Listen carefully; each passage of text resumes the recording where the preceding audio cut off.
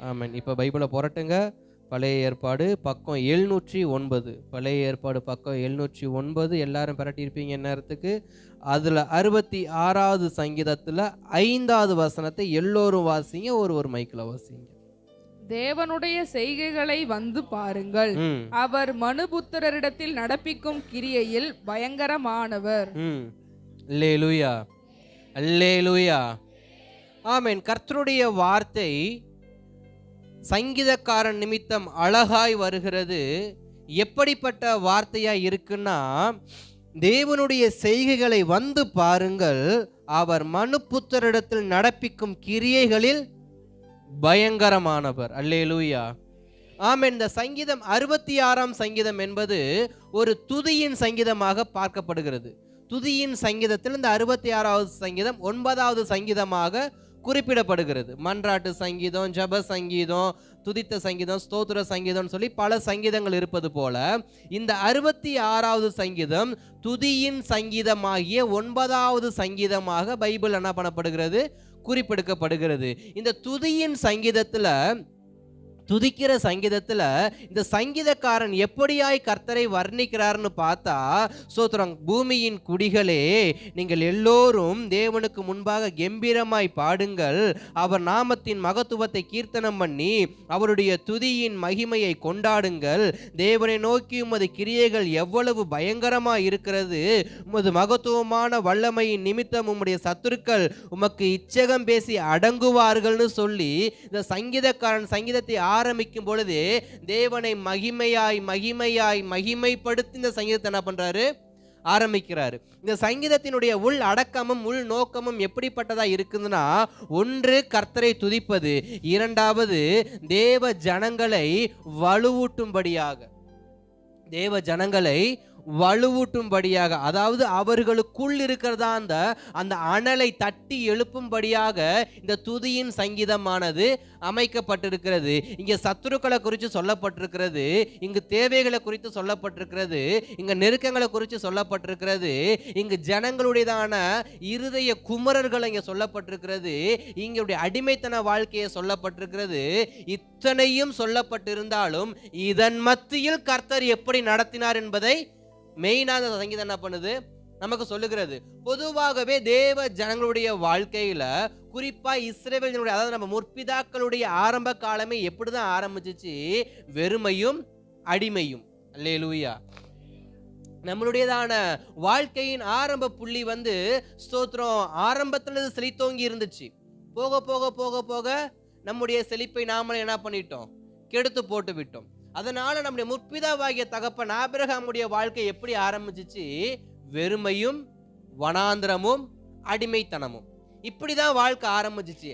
அதன் மத்தியில கர்த்தர் எப்படி நடத்தினார் அப்படிங்கிறதான ஸ்டேட்மெண்ட், ஒரு விதமான ஸ்டேட்மெண்ட். என்னைய கர்த்தர் எப்படி நடத்தினார், என்னைய கர்த்தர் எப்படி ஆசீர்வதிச்சார், என்னைய கர்த்தர் எப்படி போஷிக்கிறார், என்னைய கர்த்தர் எப்படி இந்த இடத்துல இந்த நிலைமையில வச்சிருக்கிறாருங்கிறத ஒரு ஸ்டேட்மெண்ட், அதாவது ஒரு சாட்சி, ஒரு துதியின் சங்கீதமாக இந்த 66ஆம் சங்கீதம் என்ன பண்ணப்படுகிறது, பார்க்கப்படுகிறது. அப்படிப்பட்ட இந்த 66ஆம் சங்கீதத்துல பக்தன் சொல்லுகிற ஒற்றை வார்த்தை என்னவென்றால், 5வது வசனத்துல தேவனுடைய செய்கைகளை வந்து பாருங்கள், மனுபுத்திரரிடத்தில் நடப்பிக்கும் கிரியையில் பயங்கரமானவர். ஸ்தோத்திரம். இங்க 2 விதமான வார்த்தை சொல்லப்படுகிறது. ஒன்று வந்து பாருங்கள், இரண்டாவது மனுபுத்திரர் இடத்தில். மனுபுத்திரர் இடத்துல யாருக்கிட்ட, மனுபுத்திரர் இடத்துலனா யாருக்கிட்ட வந்து பாருங்கள்னு சொல்லியாச்சு. அது யாவருக்கும் பொருந்தும், ஒரு கூட்டத்துக்கு பொருந்தும், ஒரு குடும்பத்துக்கு பொருந்தும், ஒரு தனி நபருக்கு பொருந்தும், ஒரு திருமணமான தம்பதியருக்கு பொருந்தும், அது ஒரு குடும்பமா இருக்கிற சிறு குழந்தைகளுக்கு பொருந்தும், வாலிபனுக்கு பொருந்தும், வயதானவர்களுக்கு பொருந்தும், எல்லோருக்கும் பொருந்தும். வந்து பாருங்கள்ன்ற வார்த்தை எல்லோருக்கும் பொருந்தும். ஆனா ஸ்தோத்திரம், மனிதர்களிடத்தில் அவர், மனிதர்களிடத்தில் பயங்கரமானவர் அப்படின்னா இது யாரை குறிக்கிறது, இது எதை குறிக்கிறது? கூட்டத்தையா, குடும்பத்தையா, நண்பர்களையா, இல்ல ஒரு டீமையா? எதை குறிக்கிறது? ஒரு நபரை. மனுபுத்திரர் இடத்தில். மனுபுத்திரர் இடத்தில்னா ஒரு கூட்டத்துல இல்ல, ஒருவனிடத்தில் அவர் செய்கிற காரியங்களை பாருங்க வந்து. அப்ப தேவனுடையதான வல்லமை, தேவனுடையதான செயல்கள் அநேகருக்கு முன்பாக இல்ல, ஒருவன் அவருக்கு முன்பாக இருந்தா போதும். அந்த ஒருவனை வைத்து பயங்கரமான காரியம் செய்கிறதுல என் தேவனை போல வல்லமை படைத்தவர் இப்பிரபஞ்சத்தில் ஒருவரும் இல்லை. அல்லேலூயா, ஸ்தோத்திரம். சிலருக்கு அற்புதம் நடக்கிறதற்கு, சிலருக்கு ஸ்தோத்திரம், சில நன்மை உண்டாக்குறதற்கு ஒரு டீம் வேணும், சில அவதாரங்கள் வேணும். சில அவதாரங்கள் இல்லைன்னா சில ராட்சசர்கள் என்ன பண்ண முடியாது, கொல்ல முடியாது. சில அவதாரங்கள் இல்லைன்னா சிலர் ஆசீர்வதிக்க முடியாது. சில அவதாரங்கள் இல்லைன்னா சிலருடையதான வறுமையை போக்க முடியாது. இப்படி பல அவதாரங்கள் எடுக்கிறதான இந்த உலகத்துல ஸ்தோத்திரம், என் தேவன் ஒற்றையாளா இருந்து ஒருவனை எடுத்து அந்த ஒருவனை கொண்டு பயங்கரமான காரியம் செய்கிறவர். இந்த பிரபஞ்சத்தில் இருக்கிற அனைத்து வேத சரித்திரங்களை நீங்க புரட்டி பார்த்தா கூட, அத்தனை வேத சரித்திரத்திலையும் பார்த்தா கடவுளே இறங்கி வந்தார், கடவுளே அவதாரமா வந்தார். வந்து வந்து வந்து ராட்சசர்களை கொன்னார், சத்துருக்களை கொன்னார், அவனை கொன்னார், இவனை கொன்னார் இருக்குமே தவிர எந்த கடவுளும் மனிதனை எழுப்பி கொன்னதாக என்ன பண்ணல, எந்த ஆகமமும் சொல்லல. ஒரு ஆகமம் சொல்லுது, வேதாகமம் சொல்லுது, கடவுள் இறங்கி வரல, அவர் கிருபையை இறக்குனாரு, மனிதனை எழுப்பினாரு, மனிதனை கொண்டு பயங்கரமான காரியத்தை என்ன பண்ணாரு, செஞ்சாருன்னு இருக்கு. அல்லேலூயா. கடவுள் எடுத்த அவதாரமே எந்த அவதாரம், மனித அவதாரம். அப்ப இப்படிப்பட்ட பயங்கரமான காரியம் செய்கிற தேவனை வந்து பாரு. சங்கீதக்காரன் எப்படி சொல்றாரு, இவ்வளவு பெரிய வல்லமையான தேவன் என்ன பண்ண, வந்து பாரு. நான் சொல்லி தெரிய வேணாம், நீ வந்து பார்த்தா உனக்கு என்ன பண்ணும் தெரியும். இப்ப சங்கீதக்காரன் இந்த வார்த்தையை சொன்னதுக்கு அப்புறமா அடுத்த அடி எப்படி அடிக்கிறாருன்னா, கடலை பிளந்து வனாந்திரத்தில் வெட்டாந்தரை நடத்தினவர் யாரு, என் தேவன். அடுத்து சாட்சியை கொண்டு வராரு. சங்கீதக்காரன் எப்படி கொண்டு வர, 6வது வசனத்துல கடலை உலர் தரையாக மாற்றி ஆற்றை கால்நடையாய் கடந்தார்கள், அங்கே அவரில் களி கூர்ந்தோம். ஸ்தோத்திரம். அங்க வசனம் சொல்லுகிறது, அங்க எங்களுக்கு முன்பாக ஒரு செங்கடல் இருந்துச்சு, ஆனா அது அவர் என்ன பண்ணாரு, 2ஆ உடைச்சி வெட்டாந்தரையை உருவாக்கி நடக்க வச்சவரா எங்க தேவன்னு சொல்லி என்ன சொல்றாரு, துதியின் சாட்சியாக அவர் சொல்றாரு. இப்படியே தொடர்ந்து வர வர அடுத்தடுத்த வசனங்களை பார்க்கிறப்ப அவர் தம்முடைய வல்லமையினால் என்றென்றைக்கும் அரசாளுகிறார். அவருடைய கண்கள் ஜாதிகள் மேல் நோக்கமாயிருக்கிறது. துரோகிகள் தங்களை உயர்த்தாதிருப்பார்களாக. ஜனங்களே நம்முடைய தேவனை ஸ்தோத்தரித்து அவரை துதிக்கும் சத்தத்தை கேட்க பண்ணுங்கள். அவர் நம்முடைய கால்களை தள்ளாட ஒட்டாமல் நம்முடைய ஆத்துமாவை உயிரோட வைக்கிறார். போதும். எப்படி சொல்றாரு, அவர் நம் காலை தள்ளாட விடுகிற தேவன் அல்ல, ஆத்துமாவை எப்படிப்பட்டவரா இருக்கிறாராம், காப்பாற்றுகிறவராய் இருக்கார். எப்படி, உயிரோடு காப்பாற்றுகிறவராய், சேதமின்றி காப்பாற்றுகிறவராய், நஷ்டம் ஏற்படாமல் காப்பாற்றுகிறவராய் நான் ஆராதிக்கிற என் இயேசு உயிரோடு இருக்கிறார் என்பதை சங்கீதக்காரன் உறக்கமாக என்ன பண்றாரு, சொல்லி கொண்டிருக்கிறாரு. எப்படி சொல்லி கொண்டிருக்கிறாரு, என் தேவன் யார் தெரியுமா, வந்து பாரு, அவர் தெரிஞ்சு கொள்கிற ஒவ்வொரு மனுஷனை கொண்டோ அவர் பயங்கரமான காரியம் செய்கிறவர். உதாரணத்துக்கு சொல்லவா, கடலை பிளந்தாரு, வெட்டாந்தத்துல நடக்க வச்சாரு, எங்களுடைய ஆத்மா உலர்ந்து போகும்பொழுது, எங்க கால்கள் தளர்ந்து போகும் பொழுது எங்கள் கால்களை தளர்ந்து போகாதபடிக்கு எங்கள் ஆத்மாவை உயிரோடு சேதமில்லாமல் காப்பாற்றிய தேவன் எங்களுடைய தேவன். ஆனாலும் நாங்க செய்த தவறின் நிமித்தம் எங்களுடையதான ஸ்தோத்திரம் காரியங்கள் அவர் புடமிட்டார். அடுத்த வசனம் சொல்லுது, வெள்ளியையும் தங்கத்தையும் புடமிடுவது போல எங்களை என்ன பண்ணாரு, புடமிட்டாரு. சத்துருக்கள் எங்களை கொடுத்து எங்க இடுப்பை என்ன பண்ணாரு, உடைக்க வச்சாரு. ஆனாலும் 12:13 வாசிங்க. மனுஷரை எங்கள் தலையின் மேல் ஏறி போக பண்ணினீர், தீயையும் தண்ணீரையும் கடந்து வந்தோம், செழிப்பான இடத்தில் எங்களை கொண்டு வந்து விட்டீர், சர்வாங்க தகன பலிகளோட உமது ஆலயத்துக்குள் பிரவேசிப்பேன். போதும். அங்க சொல்றாரு, ஆனாலும் எங்களுக்கு மேல அநேகர் வந்தாலும், எங்க இடுப்பை உடைக்கும்படியாக எங்கள் மேல வேதனையை கொடுத்தாலும், எங்களுடைய சத்துருக்கு எங்கள் தலையின் மேல ஏறி போறவனா இருந்தாலும், தீயையும் தண்ணீரையும் நாங்கள் கடந்து வருவது போல இருந்தாலும், நாங்க உயிரோட தான் என்ன பண்றோம், இருக்கிறோம். எதை அவர் வலியுறுத்துறாரு? நாங்கள் செய்த தவறின் நிமித்தம் எங்கள் தேவன் எங்களுக்கு அநேக தண்டனையை கொடுத்தது உண்மை, எங்கள் அடிமையா கொடுத்தது உண்மை, எங்க இடுப்பு கலண்டு போகும்படி எங்களுக்கு பலவீனத்தை கொடுத்தது உண்மை, எங்க மேல சத்துருக்கள் எங்கள் தலையின் மேல ஏறி மத்தளம் கட்டி ஆட விட்டது உண்மை, தண்ணீருக்குள்ள எங்களை மூழ்கி போக வச்சது உண்மை, நெருப்புக்குள்ள எங்களை இறக்கி விட்டது உண்மை. ஆனால் எங்கள் உயிரை அவர் என்ன பண்ணாரு? எங்கள் ஆத்துமாவை என்ன பண்ணாரு? காப்பாற்றினார்.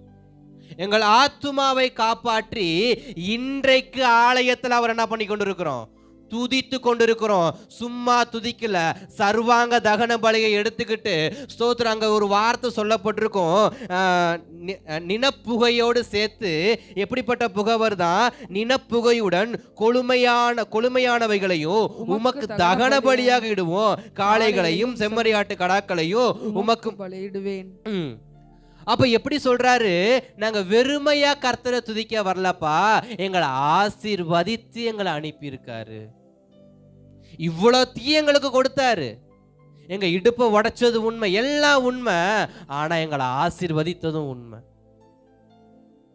அப்ப சங்கீதக்காரன் இன்றைக்கு நமக்கு கற்றுக் கொடுக்கிற, இந்த சங்கீதத்தின் மூலமா கற்றுக் கொடுக்கிற ஒரு வார்த்தை என்னவென்றால், இன்றைக்கும் அந்த தேவன் மாறாதவராய் இருக்கிறார், இருக்கிறவராகவே இருக்கிறேன் என்று அன்றைக்கு மோசைக்கு ஸ்தோத்திர யாத்திராகமத்தின் புஸ்தகம் 3ஆம் அதிகாரத்துல வார்த்தையை சொன்னவர் இன்றைக்கும் அப்படிப்பட்டவராகவே இருக்கிறார். அவர் இருக்கிறவராகவே இருக்கிறார். நான் வந்து பார்த்தால் போதும், அவர் எனக்கு செய்கிற காரியம் பயங்கரமா இருக்கும். பயங்கரமான காரியம்னு சொன்னா என்னை கொண்டு தேசத்தில் செய்வதல்ல, என்னை கொண்டு சபையில் செய்வது, என்னை கொண்டு குடும்பத்தில் செய்வது, என்னை கொண்டு உறவுகள் மத்தியில் செய்வது, என்னை கொண்டு நண்பர்கள் மத்தியில் செய்வது, என்னை கொண்டு என்னை சுற்றியவர்கள் மத்தியில் செய்யறது. இன்றைக்கு அநேகர் பயங்கரமான காரியனாக்க ஒரு தேசத்துக்கு போகணும், ஒரு நினைவே பட்டணத்துக்கு போகணும், ஒரு சோதரம் கொரிந்து பட்டணத்துக்கு போகணும், ஒரு பிலிப்பு பட்டணத்துக்கு போகணும். இல்லங்க, இடம் பேர் தெரியாத இடத்துல செய்யறதுக்கு ஊழியத்தை விட இடம் பேர் தெரிஞ்ச இடத்துல கர்த்தாவே உம்முடைய நாமத்தை வந்து பார்க்க எனக்கு பலன் கொடுங்கப்பா, உம்முடைய நாமத்தை என் நிமித்தம் அநேகர் வந்து பார்க்க எனக்கு பலன் கொடுங்கப்பான்னு ஜெபிக்கிறோம். பார்த்தீங்களா? அந்த ஜெபத்துக்கு தான் வல்லம் அதிகம். ஒரு பேர் தெரியாத தரிசனத்தை கர்த்தர் கொடுக்கிறது வேற, தரிசனத்தை நானே வளர்த்துக்கிட்டு போறது வேற. அல்லேலூயா. இன்றைக்கு அநேக தரிசனத்தை பெற்றுக்கொண்டு போனவர்களா தெரியல, தங்களுக்கு தாங்களே தரிசனத்தை என்ன பண்றாங்க? அவங்களே தண்ணி ஊத்தி வளர்த்துக்கிட்டு போறாங்க. அதனாலதான் என்ன பண்ண முடியல? நிலை நிற்க. எந்த காரியமா இருந்தாலும் அது கர்த்தருடைய திட்டத்தின்படி வளரும் என்றால் அது வேறு ஒன்றும், அது ஆழமாய் வேறு ஒன்றும். அது வேலியை புடைச்சுக்கிட்டு வரும் பொழுது அது 30, 60, 100 அடியாய் உயரும். அதுல இருந்து விழக்கூடியதான பூக்களா இருக்கட்டும், பழங்களா இருக்கட்டும், விதைகளா இருக்கட்டும், ஒரு ஸ்தோத்திரம் வனாந்தரத்தை என்ன பண்ணும்? உருவாக்கும். ஆனா ஸ்தோத்திரம், ஒரு பெரிய மொட்டைப்பாறையை போய் நான் உடைச்சி அதை தரிசு பூமி ஆக்கி அதை நான் வனாந்தரமா மாத்துறேன்னா, அதை வயல்வெளியா மாத்துறேன்னா சாத்தியமா? நான் செத்தா இல்லை, என் சந்ததியில 16 சந்ததி செத்தால் அது என்ன பண்ணாது? வளராது. ஆனா அதுவே கர்த்தர் கொடுக்காருன்னா அவர் பாழானதை என்ன பண்ணுவாரு? பயிர் நிலமா மாத்துவார். கர்த்தர் வளர்த்து கொண்டு போகிற தரிசனத்துக்கும் நான் வளர்த்து கொண்டு போகிற தரிசனத்துக்கும் அநேக வித்தியாசம் இருக்கு. அதுதான் இன்னைக்கு நம்ம பார்க்க போறோம். வந்து பாருன்னு சொன்னாரு. தேவன் கிரியைகளில் பயங்கரமானவர் நம்ம இன்னைக்கு என்ன பண்ண போறோம்? தியானிக்க போகிறோம். இன்னைக்கு செய்திக்கு தலைப்பு என்னன்னா, வந்து பாருங்கள், தேவன் கிரியைகளில் பயங்கரமானவர். அல்லேலூயா. அவர் எப்படிப்பட்டவர்? பயங்கரமானவர். எதை பார்த்து நம்ம பயங்கரம்னு சொல்லுவோம்? எதை பார்த்தா பயங்கரம்னு சொல்லுவோம்? நம் புத்திக்கும் நம் செவிப்பிறைக்கும் நம்முடைய இருதய துடிப்புக்கும் எது உணரலையோ, எது தெரியலையோ, அது நடக்கிறப்ப பா பயங்கரம். என்ன சொல்லுவோம்? பயங்கரம், ஆச்சரியம், அதிசயம். இதெல்லாம் நடக்குமா? இப்படிலாம் நடக்குமா? இப்படிலாம் மாறுமான்னு சொல்லி அந்த பயங்கரத்தை நம்ம என்ன பண்ணுவோம்? அந்த பயங்கரன்ற வார்த்தை நம்ம என்ன பண்ணுவோம்? வெளியே கொண்டு வருவோம். இங்கேயும் சங்கீதக்காரன் சொல்றாரு, பா என் தேவன் எவ்வளவு பயங்கரமானவர், ஏன் சொல்றாருன்னு கேட்டா, இந்த சங்கீதத்துல பார்க்கிறப்ப சிவந்த சமுத்திரத்தின் வழியிலே பயங்கரமானவைகளை செய்தார்னு சொல்லி சங்கீதம் 106:21 சொல்லுது. சங்கீதம் 106:21 சொல்லுது, சிவந்த சமுத்திரம் அவர் செஞ்ச பயங்கரத்தை இன்றைக்கு உலகம் என்ன பண்ணல, மறக்கல. அதே சங்கீதம் 65:5 சொல்றப்ப பயங்கரமான காரியங்களை செய்கிறவர்களை நீதி என்ன சொல்றாரு, நீதியான உத்தரவு சொல்றாரு. அவர் பயங்கரமான காரியம் செய்கிறவர்னு. யாரை கொண்டு செஞ்சாரு, எங்க செஞ்சாருன்னு பார்த்தா யாத்திராகமம் 34:10 சொல்றாரு, மோசையை பார்த்து நான் உன்னை கொண்டு செய்கிற காரியம் எப்படிப்பட்டதா இருக்குன்னு சொன்னாரு, பயங்கரமா இருக்கும்னாரு. அது என்ன பயங்கரம்னு யாருக்கு தெரியாது, மோசைக்கு. ஆனா கர்த்தர் மோசைக்கு சொன்ன வார்த்தை யாத்திராகமம் 34:10 குறிச்சு வச்சுக்கங்க, நான் உன்னை கொண்டு செய்யும் காரியம் பயங்கரமா இருக்கும். இன்றைக்கும் கர்த்தர் சபையை பார்த்து, இன்றைக்கு அமர்ந்திருக்கிற நம்மை பார்த்தும் கர்த்தர் சொல்ற அதே வார்த்தை, உன்னை கொண்டு, இங்க இருக்கிற ஒவ்வொருவரையும் கொண்டு கர்த்தர் செய்கிற காரியம் எப்படிப்பட்டதா இருக்குமா, அது பயங்கரமா இருக்கும். அது என் கண்ணுக்கு தெரியாது, என் இருதயத்துக்கு உணராது, என் புத்திக்கு எட்டாது, என் சிவப்பிறைக்கு கேட்காது. எந்த தீர்க்க தரிசன வசனமோ எந்த பாஸ்டர் எந்த ஊழியக்காரனோ சொல்ல மாட்டான். ஆனா கர்த்தர் செய்கிற காரியம் மட்டும் எப்படி இருக்கும், அதுதான் பயங்கரம். சொல்லி வர்றது பயங்கரம் இல்ல, சொல்லாம சிறாரு பார்த்தீங்களா, அதுதான் பயங்கரம். மோசையை கர்த்தர் அழைக்கிறப்ப மோசைட்ட என்ன சொன்னாரு, 3ஆம் அதிகாரத்தை திருப்பிக்கங்க, 10வது வசனத்தை வாசிங்க. என்ன சொன்னாரு, யாத்திராகமம் 3:10 எடுங்க, சீக்கிரம். இஸ்ரவேல் புத்திரராகிய என் ஜனத்தை எகிப்திலிருந்து அழைத்து வரும்படி உன்னை பார்வோனுக்கு அனுப்புவேன், வா என்றார். ஸ்தோத்திரம். இங்க என்ன சொன்னாரு, வா. மேல இருக்க 8-9 வசனம் சேர்த்து வாசிச்சிருங்க. அவர்களை எகிப்தியரின் கைக்கு விடுதலையாக்கவும் அவர்களை அந்த தேசத்திலிருந்து நீக்கி கானானியரும் ஏத்தியரும் எமோரியரும் பெரிஷியரும் ஏவியரும் எபூசியரும் இருக்கிற இடமாகிய பாலும் தேனும் ஓடுகிற நலமும் விசாலவுமான தேசத்தில் கொண்டு போய் சேர்க்கவும் இறங்கினேன். இப்பொழுதும் இஸ்ரவேல் புத்திரரின் கூக்குரல் என் சந்நிதியில் வந்து எட்டினது, எகிப்தியர் அவர்களை ஒடுக்குதலையும் கண்டேன். நீ இஸ்ரவேல் புத்திரராக என் ஜனத்தை எகிப்திலிருந்து அழைத்து வரும்படி உன்னை பார்வோனிடத்துக்கு அனுப்புவேன், வா என்றார். ஸ்தோத்திரம். கர்த்தர் இங்க மோசேக்கிட்ட சொன்ன வார்த்தையில ஏதாவது பயங்கரம் இருக்கா, ஏதாவது ஒரு பயங்கரம் இருக்கா,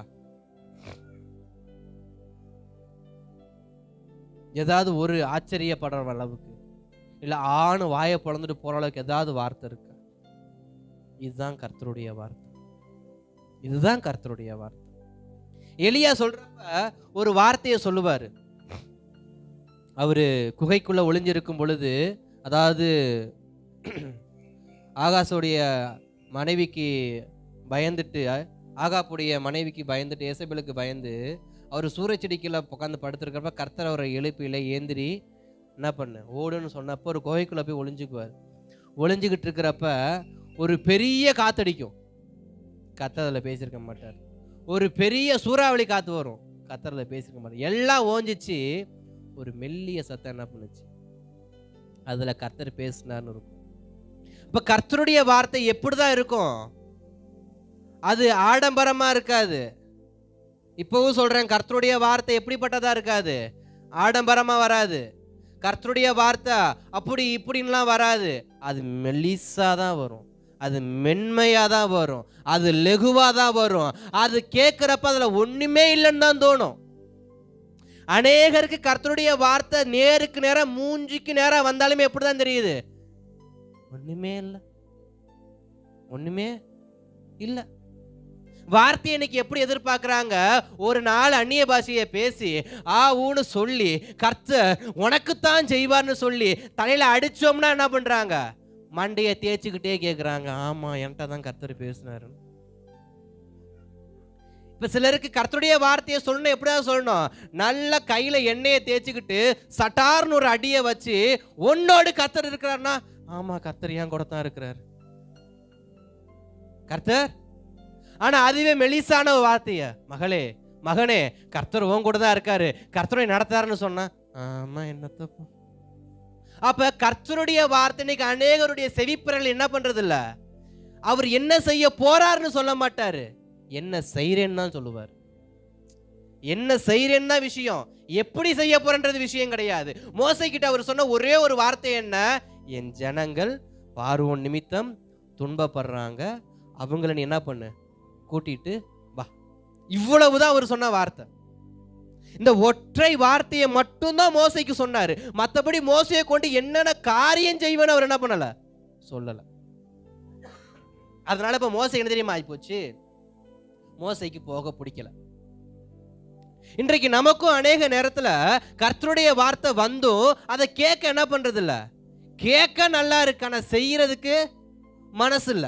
இப்ப மோசையை சொல்றாரு, ஆண்டவரே சொல்லுப்பா, எனக்கு கொஞ்சம் திக்குவாயாக்கும், அதனால நீங்க என்ன பண்ணுங்க, வேற யாரையாவது பார்த்துக்க. நானும் யோசிச்சு பார்த்தேன், நானும் கொஞ்சம் யோசிச்சு பார்த்தேன். உண்மைதானே, ஒரு ராஜாவுக்கு முன்னாடி கெர்ஜிக்கிறவன் திக்குவாயனா இருந்தா விளங்குமா, விளங்காது. அதனால இந்த திக்குவாயனுக்கு பதிலாக ஒரு நல்ல வாயனுக்கு ஆண்டவரையும் எடுத்துட்டு போக கூடாதுன்னு நான் கொஞ்சம் யோசிச்சேன். ஏன்னா அதே குடும்பத்துல ஆரோன் இருக்கான், அதே குடும்பத்துல மீரியாம் இருக்காங்க, இன்னும் ராஜாவுக்கும் சேனைக்கும் பயப்படாத எத்தனையோ பேர் இருக்கிறாங்க. அத்தனை பயலையும் விட்டு புட்டு ஏன் மோசை கிட்ட வந்து நின்னார்? ஏன் அந்த மோசை கிட்ட போயிட்டு மெல்லிசான வார்த்தையை போட்டார்? ஏன்னு கேட்டா, இந்த மோசே தான் அதே 3ஆம் அதிகாரத்தின் டாப்ல போய் பார்த்தோம் அப்படின்னா, அதாவது 2ஆம் அதிகாரத்துல போய் டாப்ல போய் பார்த்தோம் அப்படின்னா, அவன் பெரியவனான போது, அவன் பெரியவனான போது 2ஆம் அதிகாரம் 11-12 வசனத்துல பார்க்கிறப்ப, அவன் பெரியவனான போது எகிப்தியர்கள் வந்து இஸ்ரவேல் ஜனங்களை அடிக்கிறதையும் உதைக்கிறதையும் பார்த்து அவரை என்ன பண்ண முடியல, தாங்க முடியல. ஏன் மோசையை அழைத்தார்? ஏன் கர்த்தர் இன்றைக்கு என்னை அழைத்திருக்கிறார்? இன்றைக்கு வேதாகமத்தில் அநேக தேவ மனிதர்கள் இருக்கிறாங்க. அநேக தேவ மனுஷர்களை பார்க்கிறப்ப ஏன் கர்த்தர் இவர்களை அழைத்தார்? ஆபிரகாம் குடும்பத்துல 3 ஆம்பளை பசங்க, ஆனா ஆபிரகாம தான் கூப்பிட்டாரு. ஏன்? ஏசாவும் யாக்கோபும் ஒரு தாய் வயிற்று பிள்ளைங்க, ஆனா யாக்கோவை மட்டும் கூப்பிட்டாரு. ஏன்? இப்படி ஒவ்வொரு இடத்துலையும் பார்க்கிறப்ப 12 சகோதரர்கள், யோசேப்பு மட்டும் கூப்பிட்டது ஏன்? 8 சகோதரர்கள், அதுல தாவீதை மட்டும் கூப்பிட்டது ஏன்? தேசத்துல பல பேர் இருக்கிறப்ப கிதியோனை மட்டும் கூப்பிட்டது ஏன்? சிம்சனை மட்டும் கூப்பிட்டது ஏன்? இப்ப ஏன் ஏன் ஏன் ஏன்ற கேள்வி எல்லோருக்குள்ள இருக்கும். ஏன் என்னைய கூப்பிட்டாரு? ஏன் என்னைய வர சொன்னாரு? ஏன் என்னைய பார்த்து வான்னு கூப்பிட்டாரு? இப்படி பல கேள்விகள் இருக்கும். இப்ப மோசைக்கு அந்த கேள்வி இருக்காரு. இவரு ஒருத்தர், நானே அவன் சங்காத்தம் ஆகாதுன்னு தான் 40 வருஷம் தலைமறைவா மாமனார் வீட்டுல போய் என்ன பண்ணிட்டு இருக்கிறேன், ஆடு மேய்ச்சிக்கிட்டு இருக்கேன்னு சொல்லி நான் ஓடி வந்து ஒளிஞ்சா, இவர் என்னைய தேடி என்ன பண்றாரு, இங்கே வந்து நிக்கிறார். நான் ஏன் வரணும்? என் தம்பி ஆரோன் இல்லையா? எங்க அக்கா மீரியாம் இல்லையா? அவதானே என் தொட்டிக்குள்ள வச்சு அனுப்பி விட்டு வேடிக்கை பார்த்தவ, அவளுக்கு தெரியாதா? என்னை விட வயசுல மூத்தவளாச்சு, என்னை விட வயசுல மூத்தவனாச்சு, இன்னும் எத்தனை பேர் இருக்கிறாங்களே, என்னைய மட்டும் எதுக்கு இவர் கூப்பிடணும்? ஏன்னு கேட்டா, தரிசனம் அல்ல, திட்டம் அல்ல. அங்கு நீங்க ரொம்ப கவனிச்சு பார்த்தீங்கன்னா, எந்த ஒரு மனுஷனும் செய்யாததை அங்க மோசே செய்வார். என்னன்னா, முதல் 40 ஆண்டு காலம் அவர் அரண்மனை வாழ்க்கையில வாழ்ந்தாலும் தன் ஜனங்கள் கஷ்டப்படுவதை, இஸ்ரவேல் ஜனங்கள்னால இல்ல, அந்த இடத்துல இஸ்ரவேல் எகிப்து அடிச்சிருந்தாலும் மோசே என்ன பண்ணிருப்பாரு, இறங்கி போயிருப்பார். அதுதான் மோசையோட குணம். இன்றைக்கு அநேகருக்கு கர்த்தர் தாயின் கருவிலேயே தரிசனத்தை வச்சுட்டாரு, திட்டத்தை வச்சுட்டாரு, எல்லாத்தையும் வச்சுட்டாரு, ஆனா அதை பாதி பேர் விளங்காம ஆக்கிட்டாங்க. அதனால இப்ப நாட்கள் கடக்க கடக்க கடக்க கடக்க வார்த்தைகள், அழைப்புகள், தரிசனங்கள் எப்படி மாறுதுன்னா, எவன் இருதயத்தில் பாரம் இருக்குதோ அவனை கர்த்தர் தலைவனாய் மாற்றுகிறார். எவன் இருதயத்தில் ஆத்தும ஆதாயம் செய்ய வேண்டுங்கிற உறுதி இருக்கோ, எவன் இருதயத்துல குடும்ப ரட்சிக்கப்படுன்ற பாரம் இருக்கோ, எவன் இருதயத்துல விடுதலை ஆக வேண்டும் என்ற உத்வேகம் இருக்கோ, எவன் இருதயத்துல குடும்பம் கட்டப்பட வேண்டும் நினைக்கிறானோ, எவன் சோத்திர சத்துருவுக்கு முன்பாக எதிர்த்து நிக்க நினைக்கிறானோ, எவன் ஒருவன் பயப்படாம கேள்வி கேட்க நிக்கிறானோ, எவன் ஒருக்க பார்வோனை துணிய தயாரா இருக்கிறானோ அவனையே கர்த்தர் தலைவனாக்கி, அவனையே கர்த்தர் சோதன் தேசத்துக்கு அதிபதியாக்கி நடத்த வைக்க என் தேவன் இன்றைக்கும் அன்றைக்கும் இனி வரப்போகிற தலைமுறைக்கும் அவர் ஒருவரே போதுமானவரா இருக்கிறாரு. அப்ப மோசையை ஏன் கர்த்தர் விரட்டினார்னா, ஏன் மோசையை கர்த்தர் மறுபடியும் கூப்பிட்டார் அப்படின்னா, மோசே ஒருவன் தான் முதல்ல அந்த சம்பவத்தை பார்த்து பாரப்பட்டவன். இங்க அமர்ந்திருக்கிற எத்தனை பேர் சில சம்பவங்களை பார்த்து பாரப்பட்டிருக்கிறீங்க? சில நபர்களை பார்த்து பாரப்பட்டுறீங்க. ஐயோ இவ்வளவு கஷ்டமா இருக்கே, ஐயோ இந்த குடும்பத்தை பார்த்தா கஷ்டமா இருக்கே, இந்த தம்பியை பார்த்தா கஷ்டமா இருக்கே, என் வயசுதான் அவனுக்கும் கஞ்சாவை போட்டு இன்னைக்கு என்ன பண்றான், ஊர்ல சுத்திட்டு இருக்கானு, அவன் திருந்த மாட்டானான்னு சொல்லி எவனுக்குமே வராத ஒரு கரிசனை உங்க இருதயத்துக்கு வருதுன்னா அதுக்காக ஜெபியுங்க. சும்மா வாட்ஸ்அப்ல வர ஜப குறிப்புக்கு ஜெபிக்காதீங்க. நீங்க கண்ணால பாக்குறீங்கல்ல, உங்க கர்த்தர் இருதயத்துல ஏவுனார்ல, அதுக்காக கொடுக்க இல்லைன்னாலும் சோத்திரம் ஜெபிக்கும்படி வச்சார்ல, அதுக்காக ஜெபியுங்க. மோசையுடைய கண்கள்ல அநேக காரியங்கள் கடந்தாலும் அங்க இஸ்ரவேல் ஜனம், அவன் பாவம், அவனே அடிமை வாழ்க்கை வாழ்ந்துட்டு இருக்கான், அவனே ஒருவேளை சாப்பாட்டுக்கு தான் வாழ்ந்துகிட்டு இருக்கிறான், அவன் வேலை செஞ்சு பொழைச்சிக்கிட்டு இருக்கிறான், அவனை போய் தடிமாட்டு பிள்ளைங்க என்ன பண்றாங்க, அடிக்கிறாங்களேன்னு சொல்லி போய் கேட்டாரே தவிர ரத்தம் இழுத்துச்சுன்னு சொன்ன நான் ஏத்துக்க மாட்டேன். இன்னைக்கு கூட பிறந்த அண்ணனே விட்டுட்டு ஜெயிலுக்கு போற பாவி பசங்க தான் இந்த உலகத்துல இருக்கிறப்ப, அன்றைக்கு ஸ்தோத்திரம் மோசே ரத்தத்துல இழுத்தாருன்னு நான் நம்ப மாட்டேன். ஏன்னா காயினே ஆபேலை கொண்டு போட்டு தான் என்ன பண்ணாரு, போனாரு, அன்னைக்கே நடந்துச்சு. ஆனா மோசைக்கு ரத்த சொந்தன்றதை விட அந்த சம்பவத்தை பார்த்து இருதயத்துல அவர் வருத்தப்படுறாரு, இருதயத்துல அவர் ஜெபிக்கிறாரு, இருதயத்துல இது நித்தம் பார்த்து பொறுக்க முடியாம ஒரு நாள் என்ன பண்ணிட்டாரு, பொங்கிட்டாரு. இப்ப கர்த்தர் பாக்குறாரு, அன்றைக்கு ஆரோன் இருந்தான், அவன் திறக்கல, அன்னைக்கு மீரியாம் இருந்தா அவன் திறக்கல, அன்னைக்கு எத்தனையோ வாலிப பசங்க என்ன பண்ணாங்க, அன்றைக்கு அந்த சம்பவத்தை கண்ணால கண்டாங்க, ஆனா ஒருத்தனுக்கு வந்து என்ன பண்ணல, கேட்க நெஞ்சில உறுத்து இல்ல. ஆனா நீ கேட்ட பத்தியா, உன்னை வச்சுதான் அவனுக்கு நான் என்ன பண்ண போறேன், பாடம் காட்ட போறேன். இன்றைக்கு நம்ம அநேக நினைக்கிற நினைவுகள் என்ன அப்படின்னா பயம். என்ன பயம்? பார்வோன்னா பயம், பார்வோன் சேனையை பார்த்தா பயம்.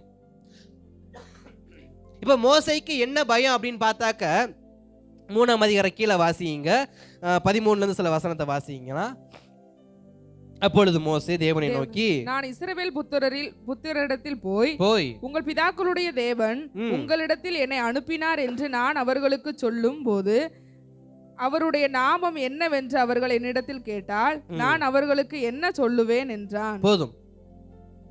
இப்ப மோசே தேவ சமூகத்துல கேட்கிற ஒரு வார்த்தை என்ன அப்படின்னா, ஆண்டவரே நீங்க போ சொல்றீங்க, ஆனா அவங்க என்னை ஏத்துக்க மாட்டாங்க. நீங்க போ சொல்றீங்க, அவங்க என்னை ஏத்துக்க மாட்டாங்க. பார்வோன் இருக்கான் பாருங்க, என்னை தேடிக்கிட்டு இருக்கிறான். காரணம் அவன் காவலியை நான் கொண்டு போட்டேன், அவனுடையதான சேவகனை நான் கொன்னுட்டேன், அவன் என்னைய தேடுறான். அந்த நான் கொண்டு போட்ட மிதல 2 பேரு, அவன் குடும்பம் என்னைய தேடிட்டு இருக்கு 40 வருஷமா, எங்க போயிருக்க அந்த பயப்புள்ள அப்படின்னு. இப்படி நீங்க என்னைய போசுற இடத்துல எனக்கு நன்மை இல்லை, தீமை தான் அதிகமா இருக்கு. கவனிக்கணும், கர்த்தர் நம்மை ஒரு இடத்துக்கு அனுப்புறாருன்னா அங்க வயல்வெளி இருக்காதுங்க, வனாந்தரம் தான் முதல்ல இருக்கும். அல்லேலூயா. யாராவது கர்த்தருடைய வார்த்தைக்கு ஜெபிக்கிறீங்களா? ஃபர்ஸ்ட் வனாந்தரம் தான் வரும், 2வது தான் வயல்வெளி வரும். ஏன்னா வனாந்தரத்தை தான் அவர் என்ன பண்ணாரு சொல்லுங்க, இல்ல வயல்வெளியை வனாந்தரமா மாத்தினாரா? வனாந்தரத்தை வயல்வெளியா மாத்தினாரு. ஏத்தியர்களும் எமோரியர்களும் இருந்த இடத்த தான் காலி பண்ணி யார்கிட்ட கொடுத்தாரு? அட சொல்லுங்க, யார்கிட்ட கொடுத்தாரு? இஸ்ரவேல் ஜனங்கள்ட்ட கொடுத்தாரு. அப்ப கர்த்தருடைய வார்த்தையை கேட்டு போனா ஃபர்ஸ்ட் வரது என்ன? வனாந்தரம். 2வது அது வயல்வெளியா மாறும். ஆனால் ஃபஸ்ட்டே வயல்வெளியை பார்த்தா அது எரிஞ்சு தான் போகும். ஃபஸ்ட்டே என் கண்ணுக்கு பசுமை வேணும்னா அந்த பசுமை பஸ்மமாயிரும். எப்படி பஸ்மமாகும்? சோதோம் குமோரா பார்த்து ஒருத்தன் போனா பார்த்தீங்களா, இது பார்க்க ஏதேன போல இருக்கு, இது பார்க்க ஸ்தோத்திரம் எகிப்தி நைல் நதியை போல இருக்குன்னு சோதரம் பார்க்க பசுமையா இருக்குன்னு போனான் பார்த்தீங்களா, அது பஸ்மமாயிருச்சு. ஆனால் வனாந்தத்திலேயே போனாரு பார்த்தீங்களா ஒரு மனுஷன், ஸ்தோத்திரம் அவர் வாழ்க்கை பார்த்தா அவரை போல ராஜா வாழ்க்கை யாருக்குமே இல்லை. அப்போ கர்த்தர் ஒரு முறை அனுப்புனாருன்னா அது முதல்ல வனாந்தரமாக தான் இருக்கும். சில பேர் வனாந்தரத்தை பார்த்துட்டு இது கர்த்தருக்கு சித்தம் இல்லை, ஸோ நம்ம இடத்த காலி பண்ணி என்ன பண்ணிடுவோம், வேற பக்கம் போயிடுவோம். இந்த காரியம் சோத்திரம் கர்த்தரால நான் ஏவப்பட்டேன்னா என்னமோ தெரில, எனக்குள்ளேயே பிசாசு பேசிட்டான் போல, நான் தெரியாதனமா கால் எடுத்து வச்சுட்டேன், அது வனாந்தரமா இருக்கு, இது கர்த்தர் சித்தம் இல்லை. இன்றைக்கு இந்த வார்த்தையை சொல்லி எத்தனை பேர் தேவத்திட்டத்தை கழிச்சிருக்கோம் தெரியுமா? தேவத்திட்டத்தை கழிச்சிருக்கோம் தெரியுமா? என் சொந்த அனுபவத்திலேருந்து சொல்கிறேன், என் சொந்த அனுபவத்தில் சொல்கிறேன். எத்தனையோ காரியம் நடந்துச்சு எனக்கு. இது தேவ திட்டம் இல்லை, தேவ திட்டம் இல்லை, தேவ திட்டம் இல்லைன்னு ஊரே சேர்ந்து ஒரு வருஷம் போதிச்சாங்க என் காதில். ஊரே சேர்ந்து சபையும் சேர்த்து தான் சொல்கிறேன், நான் ஒரு வருஷம் என் காதில் ஓதுனாங்க. நான் நின்ன ஒற்றை வார்த்தை அது தேவ வார்த்தை. அது வனாந்தரமாக தான் இருக்கும், பின்னாடி வயல்வெளியா மாறும். எனக்கு அப்போ அது வனாந்தரம், பின்பு அது எனக்கு எப்படிப்பட்டதா மாறுச்சு, வயல்வெளியா மாறுச்சு. அப்போ மோசே எதை பார்க்குறாரு? வனாந்தரம். அங்கே கஷ்டம்தான் இருக்கு, அங்கே கஷ்டம் இருக்கு, அங்கே உபத்திரவம் இருக்கு, அங்கே எதுக்குறவன் இருக்கான், என்னை கொல்றவன் இருக்கான், என்னை அடிக்கிறவன் இருக்கிறான், என்னை அடிமையாக்குறவன் இருக்கிறேன். நான் போக மாட்டேன், நான் போக மாட்டேன். இப்போ கர்த்தர் சொல்றாரு, மகனை நீ போலன்னு வச்சுக்கிய, அங்கே எரிது பத்தியா நெருப்பு, சேர்த்து வச்சு கட்டிடுவேன், மரியாதையே போயிரு. ஒரு வழியா மோசே போயிட்டார், ஒரு வழியா மோசே போயிட்டார். வந்து பார்த்தாதான் தெரியுது, வனாந்தத்துல இருக்கிறவன், ஆடு மேய்ச்சிட்டு இருக்கிறவன் கர்த்தர் சொன்ன இடத்துக்கு வந்தாதான் தெரியும் அவர் பயங்கரமான காரியம் என்ன செய்யறாரு அப்படின்னு. வனாந்தரத்தில் உக்காந்துக்கிட்டு ஆட்டுக்கு பின்னாடி உக்காந்துக்கிட்டு பயங்கரமானதை செய்யும், பயங்கரமானது எங்கிட்ட இருந்து பயங்கரமான காரியம் வரும். அவர் சொன்ன இடத்துக்கு போனாதான் பயங்கரம் என்ன பண்ணும், நடக்க ஆரம்பிக்கும். இன்னைக்கு நம்ம சொல்றோம், என் தேவனை போல பராக்கிரமசாலி இல்லை, என் தேவனை போல பகிரங்கமா பேசுற தேவன் இல்லை, என் தேவனை போல என் தேவனை போல என் தேவனை போல மாறு தட்டிக்கிறோமே. என்னைக்காவது வந்து பார்த்துருக்குறோமா கர்த்தருடைய வார்த்தைய?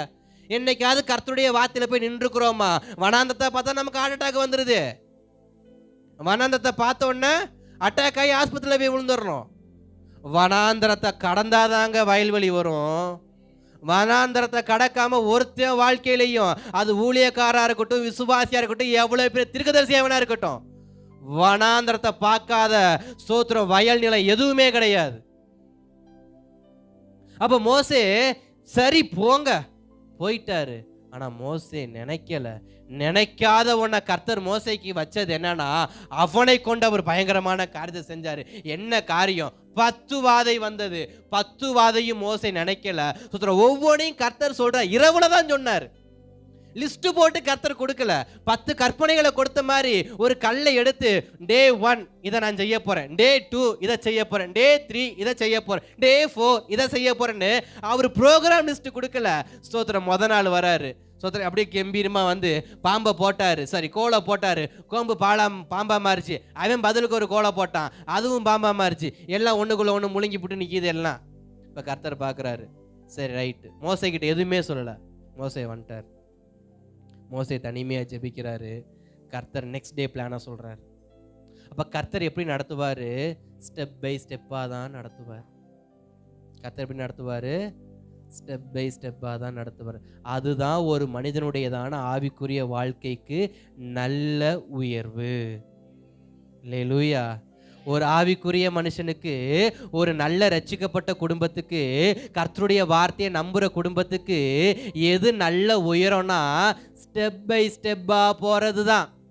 எடுத்தோடனே உச்சாணியில கொண்டு போய் நிப்பாட்டி வச்சா இவனுக்கு கால் வலி என்ன பண்றது இல்ல, தெரியறது இல்ல. அதனால விழுந்து பார்த்தா என்ன ஆகுன்னு ஒரு ஏக்கம், விழுகிறான், சாகிற வரைக்கும் ஏற முடியாம தவிக்கிறான். இன்னைக்கு பாதி பேர், இன்னைக்கு அநேகரை கர்த்தர் உச்சாணி கும்பல கொண்டு போய் உட்கார வச்சுட்டாரு. அவனுக்கு கொழுப்பு எப்படி வந்தேன், நான் மறுபடியும் எனக்கு ஏற தெம்பு இருக்குன்னு கீழே விழுந்தான் பாருங்க. இன்னைக்கு பல பேர் மேலே ஏறாம இருக்கிறாங்க. பின்னாடி நான் வரேன். கர்த்தர் நல்லவர். அப்ப ஒரு நல்ல ஆவிக்குரிய குடும்பத்துக்கு, ஒரு நல்ல வளர்ச்சி அடைய வேணும்னு நினைக்கிற குடும்பத்துக்கு, ஒரு நல்ல ஸ்தோத்திரம், மலை மேல் இருக்கிற பட்டணம் மறைந்திருக்க மாட்டாது என்கிற வார்த்தையின்படி என் குடும்பம் இருக்குன்னு நினைக்கிற ஒரு நல்ல மனுஷனுக்கு, மனுஷிக்கு நான் சொல்ற வார்த்தை என்னன்னா, கர்த்தர் ஸ்டெப் பை ஸ்டெப்பா தான் உயர்த்துவார். ஸ்தோத்திரம். மோசைக்கு லிஸ்ட் போட்டு சொல்லல. அன்னைக்கு நைட்டு மோசை நிக்கிறார். என்ன ஆண்டவரே, நீங்க சொன்னீங்க, கோலை போட்டேன், பாம்பா மாறிச்சு. அவனும் பதிலுக்கு ஒரு கோலை போட்டான், அதுவும் பாம்பாச்சு. பாம்புக்கு பாம்பு சரியா போச்சு, கோளுக்கு கோளு சரியா போச்சு. இப்ப அவன் என் பேச்சை கேட்க மாட்டேங்கிறான். நான் என்ன செய்யனா? அடுத்துதான் சொல்றாரு, நாளைக்கு ஒன்று செய்ய போறேன்.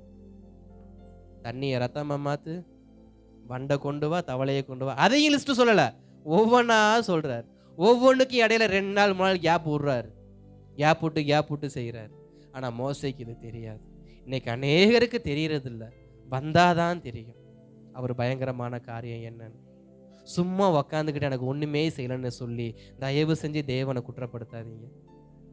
இன்னைக்கு அநேகர் சும்மா உக்காந்துக்கிட்டு குற்றப்படுத்துறாங்க. எனக்கு கர்த்தர் ஒன்றும் செய்யலை, எனக்கு கர்த்தர் ஒன்றும் செய்யலை. வந்தாதானம்மா செய்வாரு, வந்து பார்த்தா தானேம்மா செய்வாரு. நீ கையை கட்டி வாயை கட்டி வீட்டில் உட்காந்துருப்பிய, உனக்கு கொரியர் வேலையா பார்க்க முடியும்? கொரியர் வேலையா பார்க்க முடியல, ஸ்விக்கி ஜொமேட்டோ தான் ஓட்டுறோம்மா. வந்தா தானே வார்த்தை வரும், வந்தா தானே பயங்கரம் நடக்கும், வந்தா தானே கிரியை நடப்பிக்க முடியும். நீ வராமலேயே வீட்டில் உச்சாணி கொம்பத்தில் உட்காந்துக்கிட்டு பயங்கரமாகணும், கிரியை நடக்கணும், மாற்ற வரணும், என்னத்தை வரும்? ஒன்றும் வராது. அப்ப பயங்கரம் வரணும்னா, கிரியை நடக்கணும்னா வரணும். எங்க வரணும்? அவர் சமூகத்துக்கு, அவர் அழைக்கிற இடத்துக்கு. ஜெபிக்க கர்த்தர் தனியா அழைக்கிறாரா? போய் தனியா ஜெபிங்க. கர்த்தர் உபவாசம் போட அழைக்கிறாரா? போய் உபவாசம் போடுங்க. கர்த்தர் இதயத்துல ஏவுறாரா? 21 நாள், 7 நாள், 3 நாள், 40 நாள் ஏவுறாரா? உடனே ஒப்புக்க பேசுவார். கிரியை நடப்பிக்க ஆரம்பிப்பார். பயங்கரம் நடக்கும்.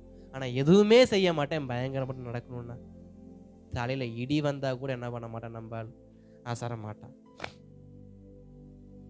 அப்ப என் வாழ்க்கையில ஒரு பயங்கரம் நடக்கணும்னா, என் வாழ்க்கையில தேவ கிரியை நடக்கணும்னா நான் போய் தான் பார்க்கணும். எங்க அவர் எங்க கூப்பிடுறாரோ அங்க, அவர் எங்க கூப்பிடுறாரோ அங்க போனாதாங்க தெரியும் எனக்கு. ஸ்தோத்திரம். ஒரு இடத்துக்கு ஒருத்தன் கூட சேர்ந்து போறதுக்கும் தனியா போறதுக்கும் நிறைய வித்தியாசம் இருக்கு. என்ன தெரியுமா? ஒருத்தனுக்கு பாதை தெரிஞ்சவன் கூட போனா எனக்கு பாதை தெரியாது.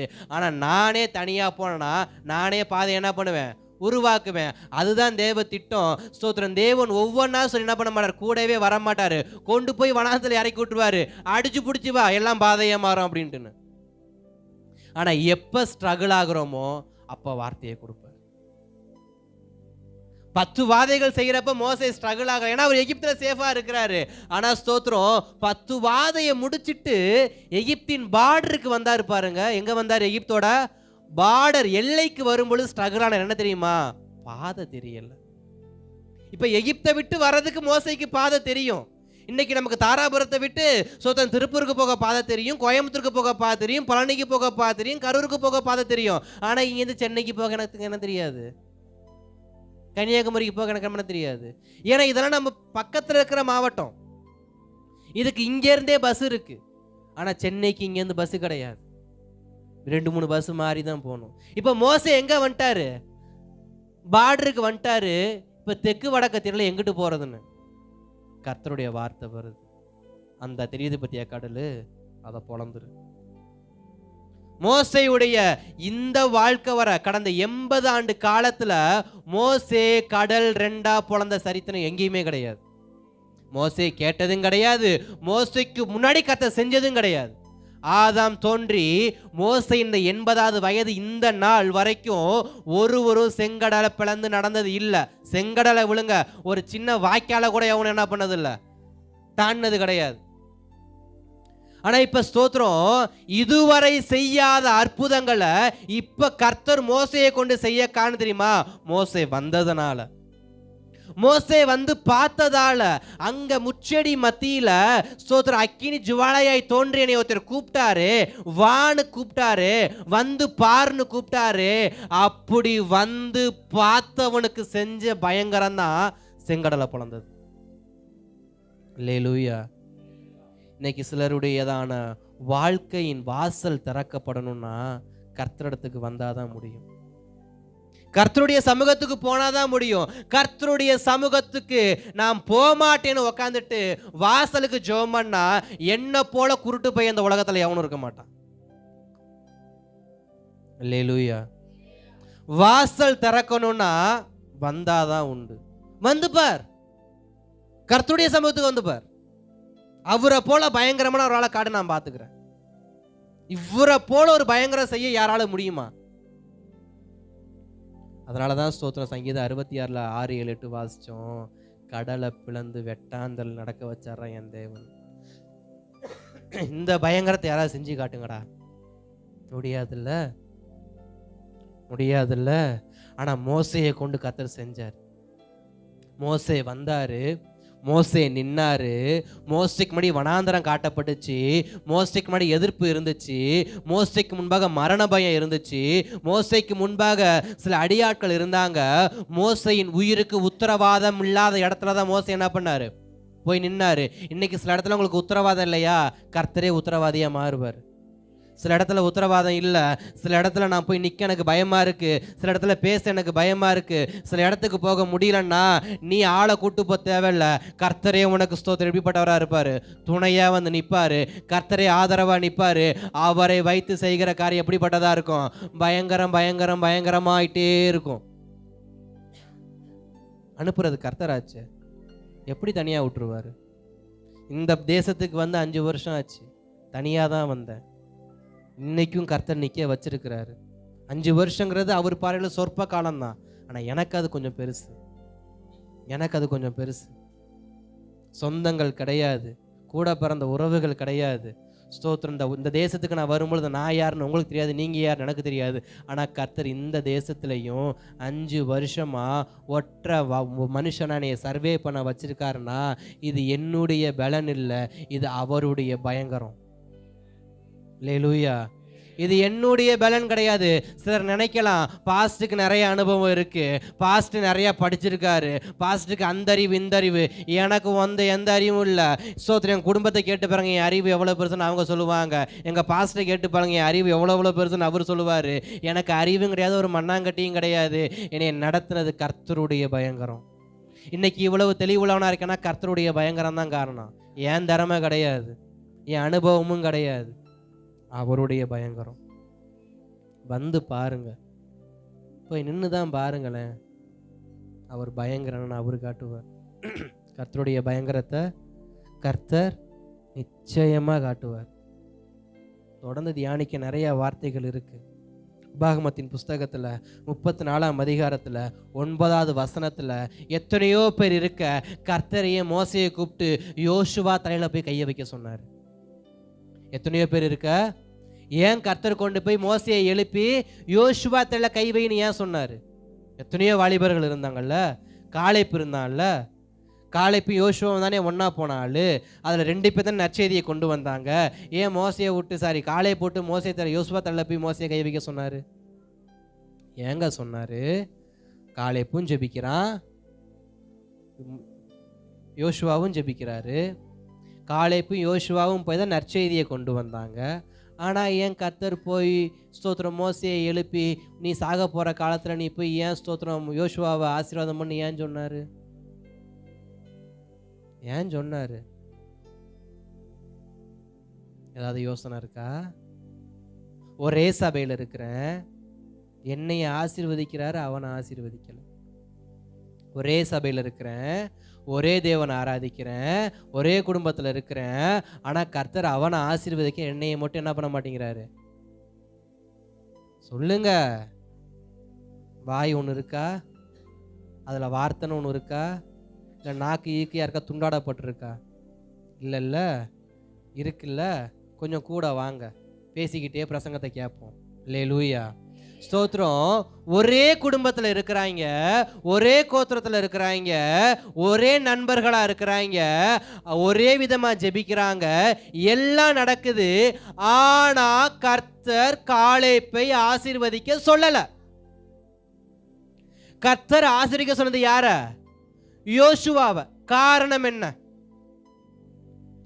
பின்னாடி வாசிக்கிறோம்.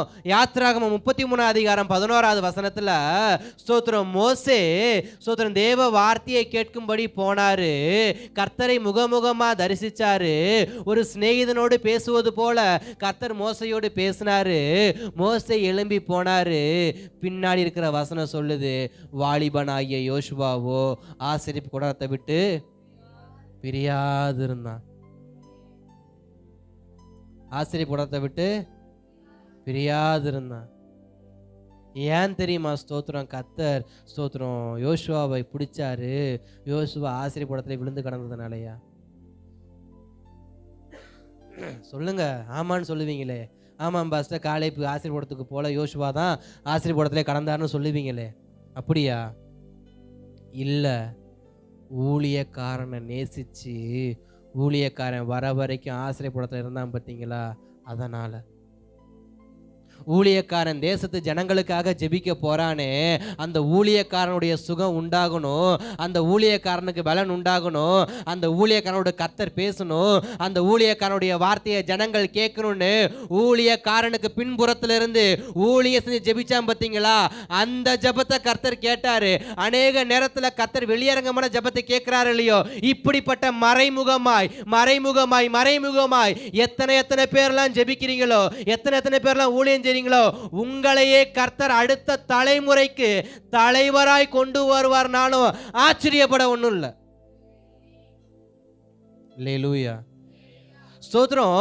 யோசுவா ஆசீர்வாதத்தை பிரியாத மனுஷன் தான், ஜெபிக்க தெரிஞ்ச மனுஷன் தான், ஆராதிக்க தெரிஞ்ச மனுஷன் தான். ஆராதிக்க தெரிஞ்ச தலைவனாயிர முடியுமா? பிரசங்கம் தெரிஞ்ச தலைவனாயிர முடியுமா? ஸ்தோத்திரம் தலைவனாயிர முடியுமா? இல்ல, பாரம் உள்ளவன் தான் தலைவனா மாற முடியும். ஸ்தோத்திரம். யோசுவாவுக்கு ஒரு நல்ல பாரம் இருந்துச்சு. என்ன பாரம்? என் ஊழியக்காரன் வர வரைக்கும் நான் ஜெபம் பண்ணுவேன். என் ஊழியக்காரன் கர்த்தரை பார்க்கற போயிருக்காரு. 40 நாள் போனாரு. ஸ்தோத்திரம். யோசுவாவை கூட்டி தான் போனாரு. யோசுவா பாதியில இறங்கி வரல. 2வது விஷயம் 40 நாள் உபவாசம் போட போனாரு. அப்பயும் யோசுவா கூட போனாரு. ஸ்தோத்திரம். இப்படி எத்தனை விஷயம்லாம் கர்த்தர் மோசையை கூப்பிட்டார தெரியல. அத்தனை விஷயம்லாம் யோசுவா போனாரு.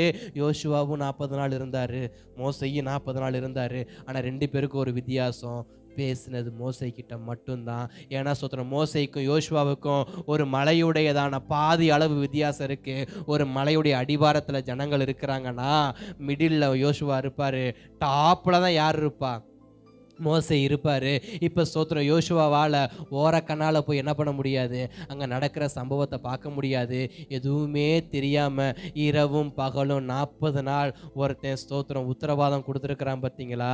அந்த உத்தரவாதத்தை தான் கர்த்தர் கவனிக்கிறார். இன்னைக்கு எத்தனை பேர் உத்தரவாதம் எடுத்து ஜெபம் பண்றோம்? இன்னைக்கு எத்தனை பேர் உத்தரவாதத்தோடு இருக்கிறோம்? எத்தனை பேர் இருதயத்துல கள்ளங்கபடம் இல்லாம இருக்கிறோம்? அந்த 40 நாள் உபவாசம் போட எனக்கு என்னடா வந்துச்சு வயிற்று வலி? சபையில் பாஸ்ட் 20 நாள் உபவாச ஜெபம் வச்சு அவருக்கு வயிற்று வலி வந்திருக்கு, அவர் ஜெபம் உட்காந்துருக்காரு. எனக்கு எங்கே வயிற்று வலி வந்துச்சு? நான் ஏன் போய் உட்காரணும்? நான் ஏன் ஜெபத்தில் போய் உட்காரணும்? உபவாசம் ஜெபம்னா அவர் பட்னி கிடக்கட்டும், நான் ஏன் பட்னி கிடக்கணும்? அவர் ஊழியக்காரு, கர்த்தர் தரிசனம் கொடுத்துருப்பாரு, கிடக்கட்டும். சரி, ஸ்தோத்திரம். கர்த்தர் மோசையை தானே கூப்பிட்டாரு, அப்புறம் யோசுவா உபவாசம் போட்டாரு. அதுதான் பாரம். அதுக்கு பேர் தான் உண்மையான பாரம். அதுக்கு பேர் தான் ஊழியத்தை நேசிக்கிறதுக்கான பாரம். அதுக்கு பேர் தான் ஜனங்களை நேசிக்கிற பாரம். இந்த பாரத்தை கர்த்தர் பார்த்ததால தான் காலேப்பை தூக்கி எறிந்து விட்டு மோசே கிட்ட சொன்ன ஒற்றை வார்த்தை, நீ இதுக்கப்புறம் உதிக்க போறதில்ல, உன் அஸ்தமம் ஆரம்பிச்சிருச்சு. இந்த சூரியன் அஸ்தமம் ஆகுதுன்னா அடுத்த சூரியன் உதயம் ஆகணும். அந்த சூரியன் யாருன்னா அவன் பெயர் தான் யோசுவா. அவன் தான் நூனின் குமாரன். அவனை போய் ஆசீர்வதினாரு. கர்த்தர் அவனை தூக்குனாரு. அவனை கொண்டு கர்த்தர் பயங்கரம் செஞ்சார். யாரை கொண்டு? யோசுவாவை கொண்டு. எரிகோவை உடைச்சது யோசுவாவை கொண்டு தான். யோர்தானை பிளந்தது யோசுவாவை கொண்டு தான். யோசுவாவை கொண்டு தான் 12 கற்களை நட்டு வச்சது யோசுவாவை கொண்டு தான். யோசுவாவை கொண்டு தான் தேசத்தை கர்த்தர் பங்கிட்டாரு. யோசுவாவை கொண்டு தான் அநேகரை கர்த்தர் சமாதானத்துக்கு நேரம் நடத்தினார். ஏன் மோசையை சாரி காலை போட்டு ஏன் யோசுவாவை அழைச்சார்? அவனுக்குள் இருந்த பாரம், நேசிக்கிற பாரம், ஒத்துழைப்பு கொடுக்கிற பாரம். இன்றைக்கு சபையோடு ஒத்துழைப்பு கொடுத்தாலே நான் பயங்கரமான காரியம் செய்ய கர்த்தரை நடத்த போதுமானவர். அல்லேலூயா, ஸ்தோத்திரம். எனக்கு பிரத்யட்சமா வரணும்னு அவசியம் இல்லைங்க. தயவு செஞ்சு இப்படி ஒரு ஜபம் இருந்தா தயவு செஞ்சு அழிச்சிருங்க. நாங்கிற ஜபம் வேணாம், நாம்ங்கிற ஜபத்தை முதல்ல பண்ணி பழகுங்க.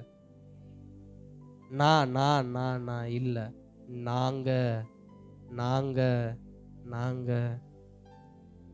இன்னைக்கு தனிநபரா எழும்பதான் அநேகருக்கு ஆசை.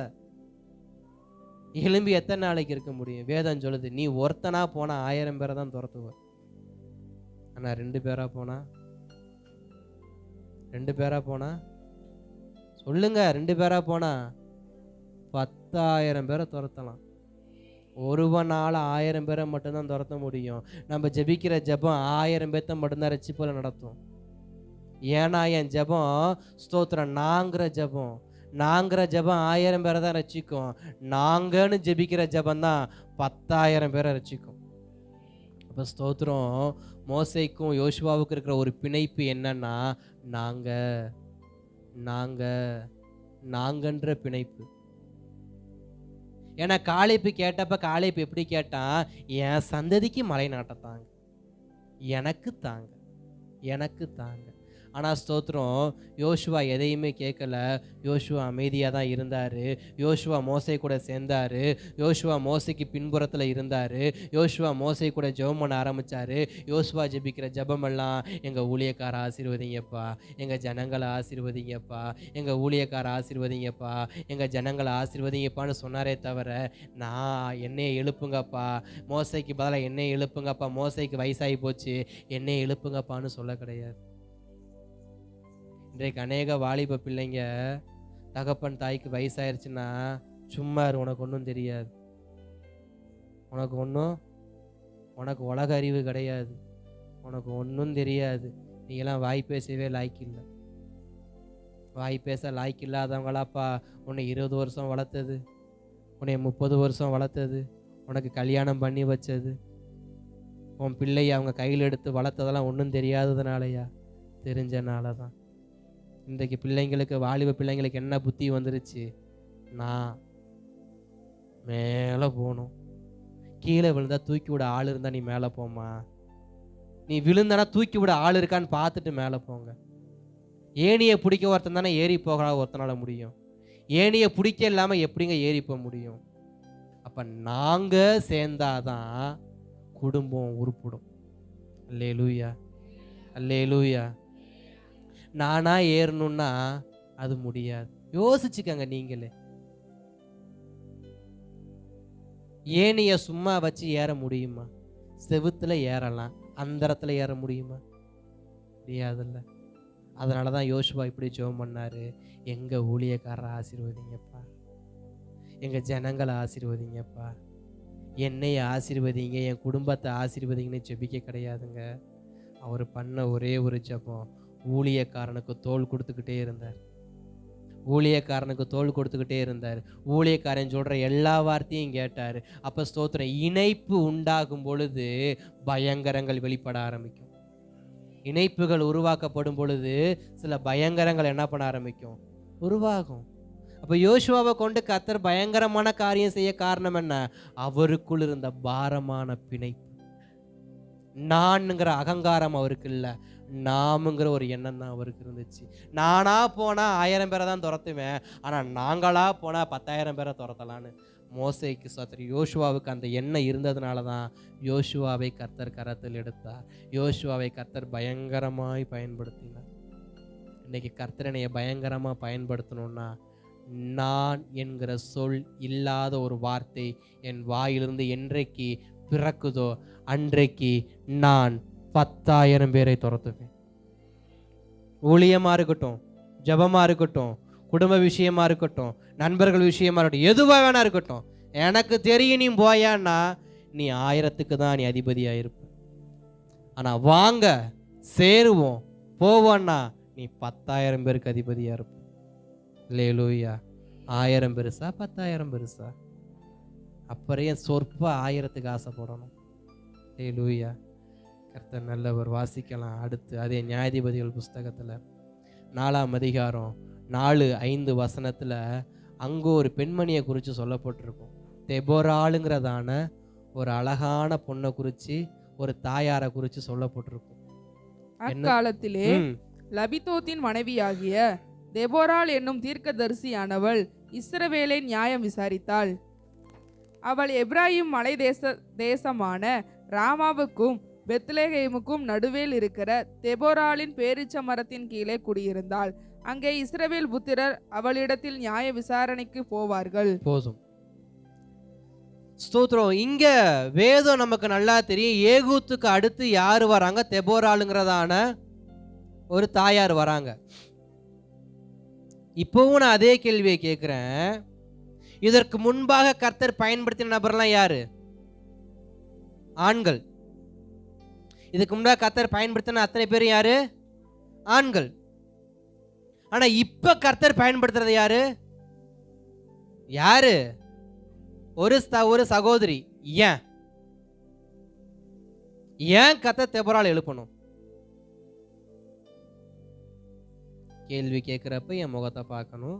அப்பதான் மும்மரமா குறிப்பிடுற மாதிரி நோட்டை தலையை பார்த்துட்டு எழுதக்கூடாது. கேள்வி கேட்டுருவேனே சில பேர் என்ன பண்றது இல்ல, தலையை தூக்குறது இல்ல. கர்த்தர் நல்லவர். ஏன் சொல்லுங்க. இதுவரைக்கும் ஆண்களா நியாயசாசனம் பண்ணாங்க.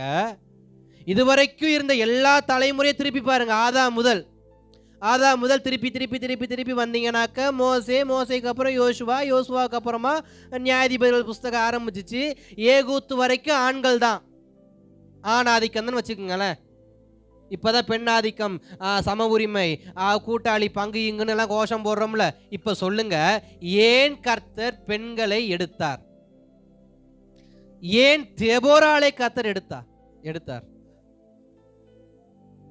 படித்தது உண்டா? கவனித்தது உண்டா? உங்களுக்கு பெண்கள் ஜெபத்தில் என்னத்தை கற்றுக் கொடுத்து கொண்டிருக்கிறார்கள்? பெண்கள் மாநாட்டில் என்னத்தை கற்றுக் கொடுக்கிறார்கள்?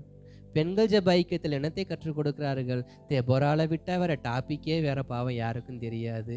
அவ்வளவு பெரிய தெபொராளை குறித்து டாபிக்குள்ள பிரசங்கத்தை கேட்டுமா பன்னு முழிக்கிறீங்க? சும்மா சொல்லுங்க, கோச்சிக்க மாட்டேன். அல்லேலூயா. பதில் வராதுன்னு தெரியும், நானே சொல்றேன். ஸ்தோத்திரம். தெபொராளை ஏன் கர்த்தர் எழுப்பணும்? தெபொராள்கிட்ட போய் ஏன் இவங்க ஸ்தோத்திரம் தீர்க்கதரிசனமான வசனத்தை கேட்கணும்? ஏன்னா அதே வசனத்துல அப்படியே கீழே கொஞ்சம் வந்தீங்கன்னா ஸ்தோத்திரம்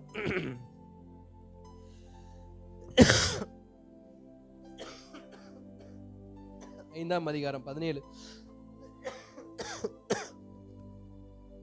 கீலேயாத் மனுஷர் யோர்தானுக்கு அக்கறையிலே இருந்து விட்டார்கள்.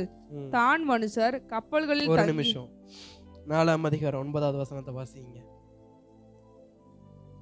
அதற்கு அவள், நான் உன்னோடே கூட நிச்சயமாய் வருவேன், ஆனாலும் நீ போகிற பிரயாணத்தில் உண்டாகிற மேன்மை உனக்கு கிடையாது. கர்த்தர் சிசேராவை ஒரு ஸ்திரீயின் கையில் ஒப்பு கொடுப்பார் என்று சொல்லி தெபொராள் எழும்பி பாராக்கோடே கூட கேதேசுக்கு போனாள். ஸ்தோத்திரம். இங்கு ஏன் கர்த்தர் தெபொராளை பயன்படுத்தினார் என்பதற்கு ஒரு சின்ன விளக்கம் ஒன்று போடப்பட்டிருக்கு. என்னன்னா, தெபொராள் என்கிறவங்க தீர்க்கதரிசி மட்டும்தான். அவங்க நாட் ஃபார் நியாயாதிபதி. அவங்க ஜட்ஜ்மெண்ட் பண்றவங்க கிடையாது, நியாயம் விசாரிக்கிறவங்க கிடையாது, நியாயம் சொல்றவங்களும் கிடையாது. பட் அவங்க தீர்க்க தரிசனம் சொல்லுவாங்க. மீரியாம போல தீர்க்க தரிசனம் சொல்லுவாங்க. அது அவங்களுக்கு தெரியும். ஆனா ஸ்தோத்திரம், தெபொராளுக்கு என்ன தெரியாது? நியாயஸ்தானத்துல உட்காந்து நியாயம் விசாரிக்க தெரியாது. இப்ப தெபோராளுக்குள் வந்த தீர்க்க தரிசனமான வசனம் என்னன்னா, ஸ்தோத்திரம், அங்கே வரக்கூடியதான ராஜாவாகியதான மனுஷனை கொல்றதுக்கு யாரு போணுமா? பாராக் போணுமா? யாரு போணுமா? பாராக் போணுமா? பாராக்கு போய் அந்த ராஜாவை சிசேரா எண்ணக்கூடியதான 900 இரும்பு ரதம் வச்சிருக்கிறவன ஸ்தோத்திரம் யாரு தான் கொல்லணுமா? பாராக்கு தான் போய் அவனை மேற்கொள்ளணும்னு சொல்லி தெபோரால் அனுப்புறாங்க. ஆனா ஸ்தோத்திரம் யாரு போகல? பாராக்கு போகல. இந்த ஸ்தோத்திரம் காரியத்துக்கு முன்பாக இன்னொரு வசனத்தை நான் மேற்கோள் காட்டுறேன், அதை நீங்க வாசிச்சிருங்க. 5ஆம் அதிகாரத்துல 7வது வசனத்தை வாசிங்களேன். தெபோராளாகிய நான் எழும்பும் அளவும் இஸ்ரவேலிலே நான் தாயாக எழும்பும் அளவும் கிராமங்கள் பாழாய் போயின. 12வது வசனம் வாசிங்க. விழி விழி விழி தெபோராலே, விழி விழி பாட்டு பாடு. போதும். 2 வசனத்தை வாசிச்சோம். 2 வார்த்தை இருக்கு. ஒன்னு எழும்பினார்கள், 2வது விழித்து கொண்டார்கள். தெபோரால் என்ன பண்றாங்க? ஸ்தோத்திரம் சம்பவங்களை பார்த்துட்டு ஸ்தோத்திரம் நம்ம தேசத்தை ஒருத்தன் அழிக்க போறான்னு தெரிஞ்சிட்டு தெபோரால் என்ன பண்ணாங்க? ஃபர்ஸ்ட் எழும்புனாங்க. ஃபர்ஸ்ட் என்ன பண்ணாங்க? எழும்புனாங்க. இந்த சிசேரா என்கிறவன் தேசத்தை ஒண்ணுமில்லாம ஆக்க போறான்னு தெரிஞ்ச உடனே ஃபர்ஸ்ட் எழும்புனாங்க. எழும்புனதுக்கு அப்புறமா விழித்து கொண்டாங்க. இன்னைக்கு அநேகருக்கு கண் என்ன பண்றது இல்ல? விழிக்கிறது இல்ல. பிரச்சனையை ஃபேஸ் பண்ண தெரிய மாட்டேங்குது. போராட்டங்களை ஃபேஸ் பண்ண தெரிய மாட்டேங்குது. ஒரு தாயா இருந்து கொண்டு, ஒரு பெண்ணா இருந்து கொண்டு தெபோரால் என்கிற அந்த ஒற்றை மனுஷி எழும்பி நின்று விழித்து தேசத்துக்காக அரைக்கூவல் விடுறாங்க. மீசையை முறுக்கி கொண்டிருக்கிற ஆம்பளைங்க என்ன பண்றாங்க? போக மாட்டேன்னு வீட்டுக்குள்ள உட்காந்துருக்கிறாங்க. அல்லேலூயா, ஸ்தோத்திரம். மீசையை முறுக்கிறது வீட்டுக்குள்ள இருக்கிறதுக்காக இல்ல, வெளியில வரக்கூடிய பிரச்சனையை ஃபேஸ் பண்றதுக்காக. கர்த்தர் நமக்கு மீசை கொடுத்தது ஆடம்பரத்துக்காக அல்ல, ட்ரிம் பண்ணி அதை ஸ்தோத்திரம் மெருகேற்றுறதுக்காண்டி இல்லை. எதுக்கு தெரியுமா? அது ஒரு வீரத்துக்கு அடையாளமா மதுரைக்கார பக்கம் சொல்லுவோம், திருநெல்வேலிக்கார பக்கம் சொல்லுவாங்க. மீசையை முறுகிக்கிட்டு சொல்லுவாங்க, அது கெத்தா இருக்கும். எதுக்கு அந்த மீசன்னா, குடும்பத்தை நோக்கி வரக்கூடியதான அனைத்து பிரச்சனைகளையும் மேற்கொள்ளக்கூடியவனுக்கு பேர் தான் என்ன? நான் சொல்ல மாட்டேன், நீங்களே சொல்லிக்கங்க. பேர் தான் என்ன? அதானே, வராது. கர்த்தர் நல்லவர். ஆனா ஸ்தோத்திரம், இப்ப தெபோரால் எழும்பி விழித்து சொல்ற வார்த்தை, சிசேரா வரான், அவன்கிட்ட 900 இரும்பு ரதங்கள் இருக்கு, நீ ஒரு 16 பேரை கூட்டிக்கிட்டு போய் என்ன பண்ணு, அவனை காலி பண்ணிட்டு வான்னு பாராக்க பார்த்து சொன்னா, இந்த பாராக்குன்ற ஆம்பளை என்ன சொல்லல, சரி இந்த போறேன் அவனை ஒரு கை பாக்குறேன்னு சொல்லல, நீ வந்தாதான் நான் போவேன். யாரு போவா? ஏன் தெபோரால் கத்தி எடுத்து வீச போறாங்களா? தெபோரால் யுத்தத்துக்கு தளபதியா இருக்கிறாங்களா? தெபோரால் எப்படி இருக்கிறாங்களா? இல்ல இல்ல, நீ ஆம்பளையா, நீ வேல் வீச போறவையா, நீ கத்தி வீச போறவையா, நீயே அந்த அம்மாவை கூப்பிடுற காரணம் என்ன தெரியுமா? எவன் ஒருவன் கர்த்தருக்காய் வைராக்கியமாய் எழும்பி கண் விழிக்கிறானோ அவனுக்குள் பரிசுத்த ஆவியின் தைரியம் உண்டாகிறது. அந்த தைரியம் அவனை வழி நடத்தும். இன்றைக்கு அநேகர் ஸ்தோத்திரம் தைரியத்துக்காக யாரை கேட்கிறாங்க? சில பேரை துணைக்கு கூப்பிட்டுக்கிறாங்க. உனக்குள் பரிசுத்த ஆவியானவரை நீ விழித்து கொண்டனா உனக்கு தைரியம் சொல்ல எவனும் தேவையில்லை, நீ அநேகருக்கு வழிகாட்டியா மாறுவ. இன்னைக்கு என் வாழ்க்கையில அநேக வழிகாட்டி ஏன் வராங்க? ஏன் கண்ணு திறக்கப்படல.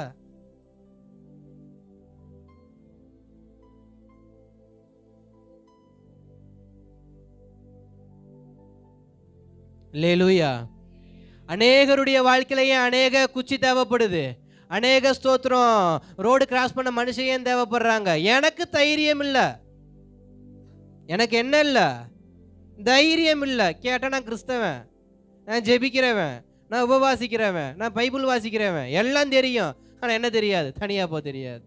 ராத்திரி 10 மணிக்கு ஆனால் எம்ம, 12 மணிக்கு ஆனால் எப்போ?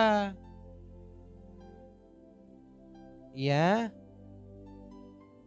கண் விழிக்கப்படலை.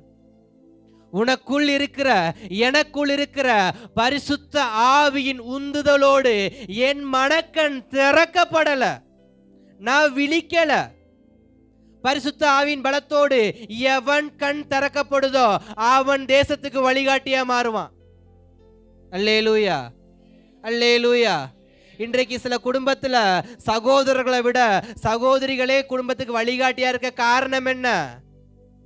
அவர்கள் ஜெபிக்கிறதுனால, அவர்கள் குடும்பம் கட்டப்படணும்னு எழும்புறதுனால, அவர்கள் குடும்பத்துக்காக இரவும் பகலும் கண் விழிச்சு ஜெபிக்கிறதுனால கர்த்தர் தைரியத்தை கொடுத்தாரு. இது தெரியாத சில இப்ப இருக்கிறவங்களாம் என்ன பண்றாங்க? துமுறு. என்னது? துமுறு. நீ ஜெபி, நீ கண்விழி, நீ மன்றாடு, உனக்கு பரிசுத்தாவின் பலன் வரட்டும், நீ குடும்பத்தை நடத்து, அதுக்கு யோக்கியதை இல்ல, நீ ஏன் பொட்டச்சியை போய் குறை சொல்ற? குறை சொல்றதுக்கு மட்டும் வாய் காவா வரைக்கும் வருதுல்ல, ஏன் ஜெபிக்க வரல? நீ எழும்புவோம் குடும்பத்துக்காக, நீ எழும்புவோம் குடும்பத்துக்காக 4 மணிக்கு உட்காந்து ஜெபம் பண்ணு, நீ பிரயாசப்படு, நீ கடினமா வாழ, உனக்கு பரிசுத்தாவியின் பலன் வரட்டும், நீ குடும்பத்துக்கு வழிகாட்டியா மாறு, நீ குடும்பத்துக்கு கரங்கர விளக்கா மாறு, நீ உன் குடும்பத்தை நல்ல கரையில கொண்டு போய் சேர்க்கிறவனா மாறு.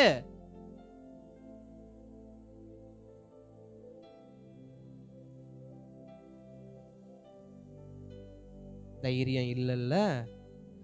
தேவனை சந்திக்க தைரியம் இல்லாத எவனும் பரலோகத்துக்கு என்ன பண்ண முடியாது? போய் சேர முடியாது.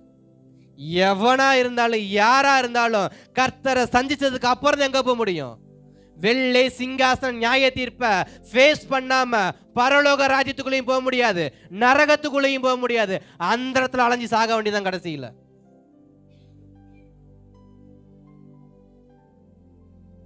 எழும்பணும். ஏன் தெபொரால கர்த்தர் எழுப்பினாரு? ஏன் தெபொரால கர்த்தர் பயன்படுத்தினாரு? அந்தம்மா எழும்புனாங்க, அந்தம்மா ஜெபித்தாங்க. இன்னைக்கு சில குடும்பத்தில் இருக்கிற சகோதரிமார்களே சொல்றாங்க, ஐயோ பாஸ்டர், என் குடும்பத்திலேயும் புருஷன் குடிச்சு அடிக்கிறான் பாஸ்டர், நீ எழும்புமா ஜெபம் பண்ணுமா, புருஷன் குடிக்காம இருப்பாமா, நீ எழும்புமா ஜெபம் பண்ணுமா, உங்க பிள்ளைக்கு நல்ல புத்தி வருமா. நீ ஜெபம் பண்ண மாட்ட, நீ எழும்ப மாட்ட, நீ போரிய விட்டு வெளியே வர மாட்ட. ஆனா அற்புதம் நடக்கணும். எப்படி நடக்கும்? எப்படி நடக்கும்? போரிய விட்டு முதல்ல வெளியே வா, வெளியில வந்ததுக்கு அப்புறம் அற்புதத்தை கேளு. இன்னமும் போபாசுடைய போர்வைக்குள்ள இருந்த ரூத்து போலியே உட்கார்ந்து இருந்தா எப்படி அற்புதம் வரும்? வெளியில வரணும், வந்தாதானே அற்புதம் நடக்கும். உள்ளே உட்காந்துக்கிட்டு போவாஸ் போவாஸ் போர்வையால் என்னை எடுத்த பாட்டுமா அது மூடுமையான்னு போர்வைக்குள்ளே உட்கார்ந்து இருந்தா வந்துருமா அற்புதம்? இதுல புருஷன்களை குறை சொல்றது வேற. நீ எதுக்கியா இருக்கிற அப்படின்னு, நீ எதுக்கு இருக்கிற வீட்டுல?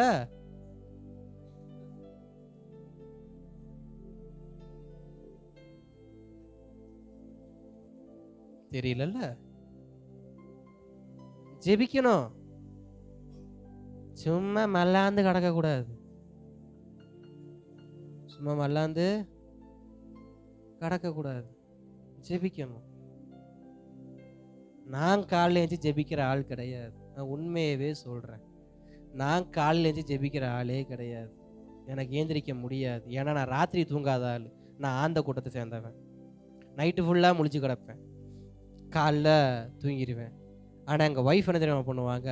நைட்டு நல்லா தூங்குவாங்க, காலைல எழுந்து ஜெபம் பண்ணுவாங்க. அதுக்காக ஸ்தோத்திரம், அவங்களுக்கு கர்த்தர் சில ஞானத்தை கொடுத்துருக்காங்கன்னு நம்பி போட்டி போட முடியுமா? அதிகாலை திருநனையை கண்டடைவான்னு வேதம் இருக்கு. அவங்க அதிகாலை தேடினா, நான் நடுராத்திரி தேடினேன், எனக்கு கொஞ்சம் கம்மியாக தான் கிடச்சிச்சு. அவங்க அதிகாலை தேடினாங்க, எனக்கு எவ்வளோ 2 சேதம் அதிகமாக கிடச்சிச்சு. அதுக்குன்னு குறை சொல்ல முடியுமா? முடிஞ்சா அதில் போட்டி போடுவோம். இன்றைக்கு சில குடும்ப உறவுகள், ஆவிக்குரிய குடும்பத்தை சொல்கிறேன், உலகத்தை நான் சொல்ல. ஆவிக்குரிய குடும்ப உறவில் ஜபத்தில் புருஷன் முன்னாடி போட்டி போகிறதில்ல, உபவாசத்தில் புருஷன் முன்னாடி போட்டி போகிறது கிடையாது, மற்ற எல்லா கருமத்திலையும் போட்டி போடுறது. கர்த்தருடைய கருத்தில் கணவன் மனைவியாக இருந்தால் போட்டி போடுங்க. உண்மையான கணவன் மனைவியா, கர்த்தருக்கு முன்னாடி உடன்படிக்கை பண்ணுன கணவன் மனைவியா இருந்தா கர்த்தருடைய கருத்தில் போட்டி போடுங்க. போட்டி போட்டு ஜெபிங்க, போட்டி போட்டு பைபிள் வாசிங்க, போட்டி போட்டு ஆலயத்துக்கு வாங்க, போட்டி போட்டு கர்த்தருடைய காரியத்தில், மற்ற கண்ட கர்மத்தில் போட்டி போடாதீங்க. அப்புறம் அடிபட்டு தான் நிற்பீங்க என்கிட்ட, பாஸ்டர் என்ன 2 கண்ணம் பழுத்துருக்கு, வச்சாரு பழுத்துருச்சு, என்ன பண்ண? போட்டி போட்ட தேவையான நான் கேட்பேன் திருப்பி. போட்டி போடணும் கர்த்தருடைய காரியத்தில். ஜெபிக்கிறதுல போட்டி போடுங்க, உபவாசிக்கிறதுல போட்டி போடுங்க. அதுக்குன்னு அதையே பொழப்பா வச்சுக்கிட்டு இருக்காதீங்க, அதுக்கும் அப்புறம் அடி விழுகும். படிக்கிற நேரத்தில் படிக்கணும், போதிக்கிற நேரத்தில் போதிக்கணும், குடும்பம் நடத்தின நேரத்தில் குடும்பம் நடத்தணும். சும்மா எப்போ பாரு பைபிளை திறந்து வச்சா அவன் அதுக்கும் அடிப்பான், அதுவும் வாங்க ரெடி ஆகிக்கணும். அல்லேலூயா. சரி இருக்கட்டும், எங்கேயோ பாயிண்ட் போயிட்டு இருக்கு, ஏன்னு தெரிய மாட்டேங்குது. நானும் ஸ்தோத்திரம் ரொம்ப நேரமாக கட்டுப்படுத்தி பார்க்குறேன், அதை விட்டு வெளியே வர முடியல. கர்த்தர் நல்லவர். அல்லேலூயா. ஸ்தோத்திரம். தெபோராளை எழுப்ப காரணம், தெபோராள் எழும்பியதால், தெபோராள் விழித்ததால், வழிகாட்டியாய் மாறியதால். யார் ஒருவர் தன்னை வழிகாட்ட ஒப்பு கொடுக்கிறாங்களோ கர்த்தர் அவர்களை தேசத்துக்கு தலைவராக பயங்கரமான காரியங்கள் என்ன பண்ணுவார்,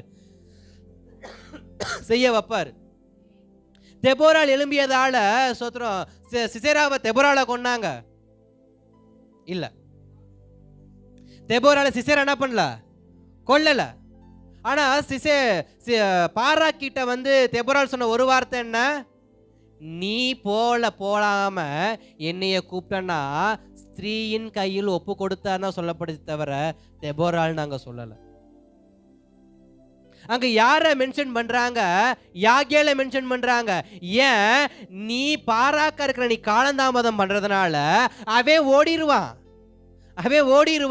ஆனா அவன் யார்கிட்ட மாட்டுவான், ஒரு பொண்ணுகிட்ட மாட்டுவான், இப்ப தெபோராள் எழும்பியதால யாகேலுக்குள்ள என்ன வந்துச்சு, தைரியம் வந்துச்சு. சில குடும்பத்துல சில சகோதரிகள் எழும்புனாதான் இன்னொரு சகோதரி பலப்படுவாங்க. அல்லேலூயா. வாக்கப்பட்டு போற இடத்துல 3-4 மருமக இருந்துட்டு போட்டோம், ஒரு மருமக ஜெபித்தா அடுத்த மருமக ஜெபிப்பா, மாமியாவும் ஜெபிக்கும். மாமியா கொரட்டை கேஸா இருக்கட்டும், மூத்த மருமக கொரட்டை அடிக்கிற கேஸா இருக்கட்டும், இல்ல வீட்டுல பிறந்ததெல்லாம் கொரட்டை அடிக்கிற கேஸா இருக்கட்டும், வாக்கப்பட்டு வந்த நான் ஜெபிக்கிற கேஸா இருந்தா, நான் எழும்புவதை பார்த்து, நான் விழிப்பதை பார்த்து, நான் வழிகாட்டுவதை பார்த்து எனக்கு பின்பாக யாகேல் என்ன பண்ணுவா, அவ கூடாராணியை கையில எடுத்து சிசேரா வரட்டுண்டா நடு ஆணியில வச்சு என்ன பண்றேன் இறக்குறேன்னு நிப்பா. அன்றைக்கு இரட்சகராய் மாறியது ஆண்கள் அல்ல, பெண்கள். காரணம் என்ன, விழித்ததால. இன்றைக்கு அநேக சகோதரிகள் எழும்புங்க, ஜெபியுங்க, கண் விழித்து பாருங்க. சும்மா புருஷன் எல்லாத்தையும் பார்த்துக்கோ, நீங்க கொரட்டடிச்சு தூங்காதீங்க, உங்களுக்கு குடும்பத்துல பங்கு இருக்கு. எழும்புங்க, ஜெபியுங்க, சில காரியத்தை கர்த்தர் காண்பித்து கொடுப்பாரு, செயல்படுத்துங்க.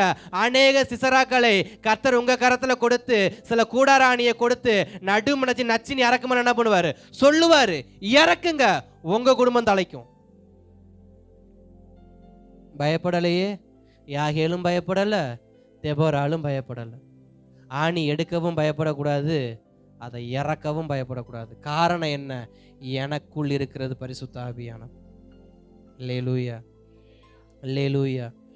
நான் ஒன்றும் மாம்சத்தில் போய் போராடலங்க, நான் ஒன்றும் மாம்சத்தில் பிரசங்கம் பண்ணலங்க, நான் ஒன்றும் மாம்சத்தில் ஆணி எடுத்துகிட்டு போகலங்க. எனக்கு ஒன்றும் வாய்ப்பு இருக்குன்றதுனால நான் போய் கொள்ளலைங்க. வாய்ப்பு என் வாசலை தேடி வந்துச்சுங்க. யாகேல் தேடி போனாலா, சிசேரா யாகேலை தேடி போனானா? யாகேல் வீட்டுக்குள்ளே தான் இருந்தா, சிசேராவா தான் கூடாரத்துக்குள்ளே வந்தான். வந்தது சிசேரான்னு தெரிஞ்சிருச்சு, வீட்டுக்குள்ளே சத்துரு வந்துட்டான்னு தெரிஞ்சிருச்சுல. சகோதரிக்கு என்ன வேலை, டீ போட்டு கொடுக்குறாதா, மோர் கலக்கி கொடுக்குறதா, கொடுக்குறத கொடுத்துட்டு எடுத்து இறக்கிடணும். லேலூயா. அது எந்த தலைவனாக இருந்தால் நமக்கு என்ன, இறக்கிற ஒரு இறக்கு. அன்னையோட குடும்பத்தை பற்றி தரித்திரியம் முடிஞ்சு நினச்சிட்டு தூக்கி எறிஞ்சிட்டு போயிட்டே இருக்க வேண்டியதான். சில காரியத்தை சகோதரிகள் செய்யாததுனால தான் சில சகோதரர்கள் துமுறெடுத்து அலைகிறாங்க. தேவையில்லாத கான்டாக்டும், தேவையில்லாத ஃபோன் காலும், தேவையில்லாத அன்டைம் காலும், தேவையில்லாத அன்டைம் மெசேஜும் புருஷனுக்கு வர காரணம் என்ன, நீ ஆணி இறக்காததுனால. இறக்கியிருந்தா வந்திருக்காது. வழிகாட்டி யாரு குடும்பத்துக்கு, புருஷன் இருந்துட்டு போடும் தலையா, வழிகாட்டியா மாறுவோம். நான் வழிகாட்டி என் புருஷனை திருத்தணும், அப்படி கிளம்பணும். மண்ட கணத்துல கிளம்பக்கூடாது, அதையும் குறிப்பிடுறேன். என் புருஷனுக்கு கண்ணு தெரியாது, நான் கண்ணா இருக்கிறேன், அதோட சரி. மற்றபடி வாய் மூக்கெல்லாம் அவர் பார்த்து அவருக்கு இருக்கு தெரியும். என் புருஷனுக்கு என்னதான் தெரியாது, அவர் கண்ணு மட்டும்தான் தெரியாது. மற்றபடி இருக்கு, சுவாசிக்க மூக்கு இருக்கு, பேச வாய் இருக்கு, கேட்க காது இருக்கு, உடல் பாகம் எல்லாம் வேலை செய்யுது, கண்ணு மட்டும் தெரியாத நான் வழிகாட்டியா இருக்கிறேன். சில குடும்பத்துக்கு சகோதரிகள் கண்ணா இருந்தா மட்டும் போதும். சில இடத்துல வாயா இருக்கனால தான் வாங்கி கட்டி சாகுறோம். அல்லேலூயா. கண்ணா மட்டும் இருங்க, வழிகாட்டியா மட்டும் இருங்க. நடக்க தெரியும் அவங்களுக்கு நடக்க தெரியும், அவங்களுக்கு சாப்பிட தெரியும், அவங்களுக்கு சுவாசிக்க, அவங்களுக்கு சாப்பிட தெரியாது. கண்ணு தான் காரணம். என்ன? அவர்கள் ஜெபிக்கிற பழக்கம் இல்லை, அவங்களுக்கு அதிகாலை எழும்பி ஜெபிக்கிற பழக்கம் இல்லை. 12 மணி ஆனாலும் தூங்குற பழக்கம் இருக்கே தவிர 12 மணி ஆச்சு எழுந்திருக்கிற பழக்கம் கிடையாது. அதனால 5 மணிக்கு எழும்புற எனக்கு பலன் இருக்குன்னா நான் எழும்பி அந்த தூங்க மூஞ்சி பயலுக்கு ஜெபம் பண்ணா முடிஞ்சு போச்சு. நான் ஏந்திரிச்சு இந்த தூங்க மூஞ்சி பயலுக்கு ஜெபம் பண்ணா முடிஞ்சு போச்சு. கண்ணு திறக்கும். ஜெபத்துல திறக்காது என்னங்க இருக்கு? ஜெபத்துல திறக்காது என்ன இருக்கு? ஜெபத்துல ஒரு ஊற்றே திறக்குதுன்னா கண்ணு திறக்காதா? அல்லேலூயா. அப்ப ஸ்தோத்திரம். தெபொராள கர்த்தர் பயன்படுத்த காரணம் என்ன? அவள் எழும்பியதால், வழிகாட்டியாய் மாறியதால். சும்மா எழும்பல, வழிகாட்டியா மாறினாங்க. வழிகாட்டியா மாறினதுனால அந்த வழியில யாகேல் கிளம்புனாங்க. யாகேல் ஆணி எடுத்தாங்க, வீட்டுக்குள்ள அந்த சத்துருவை முடிச்சு தள்ளிட்டாங்க. இப்ப தேசம் எப்படி இருக்கு? குடும்பம் எப்படி இருக்கு? சமாதானமா இருக்கு. உன் குடும்பத்துக்கு சமாதானம் வேணும்னா ஆணியை கையில எடுத்துக்க.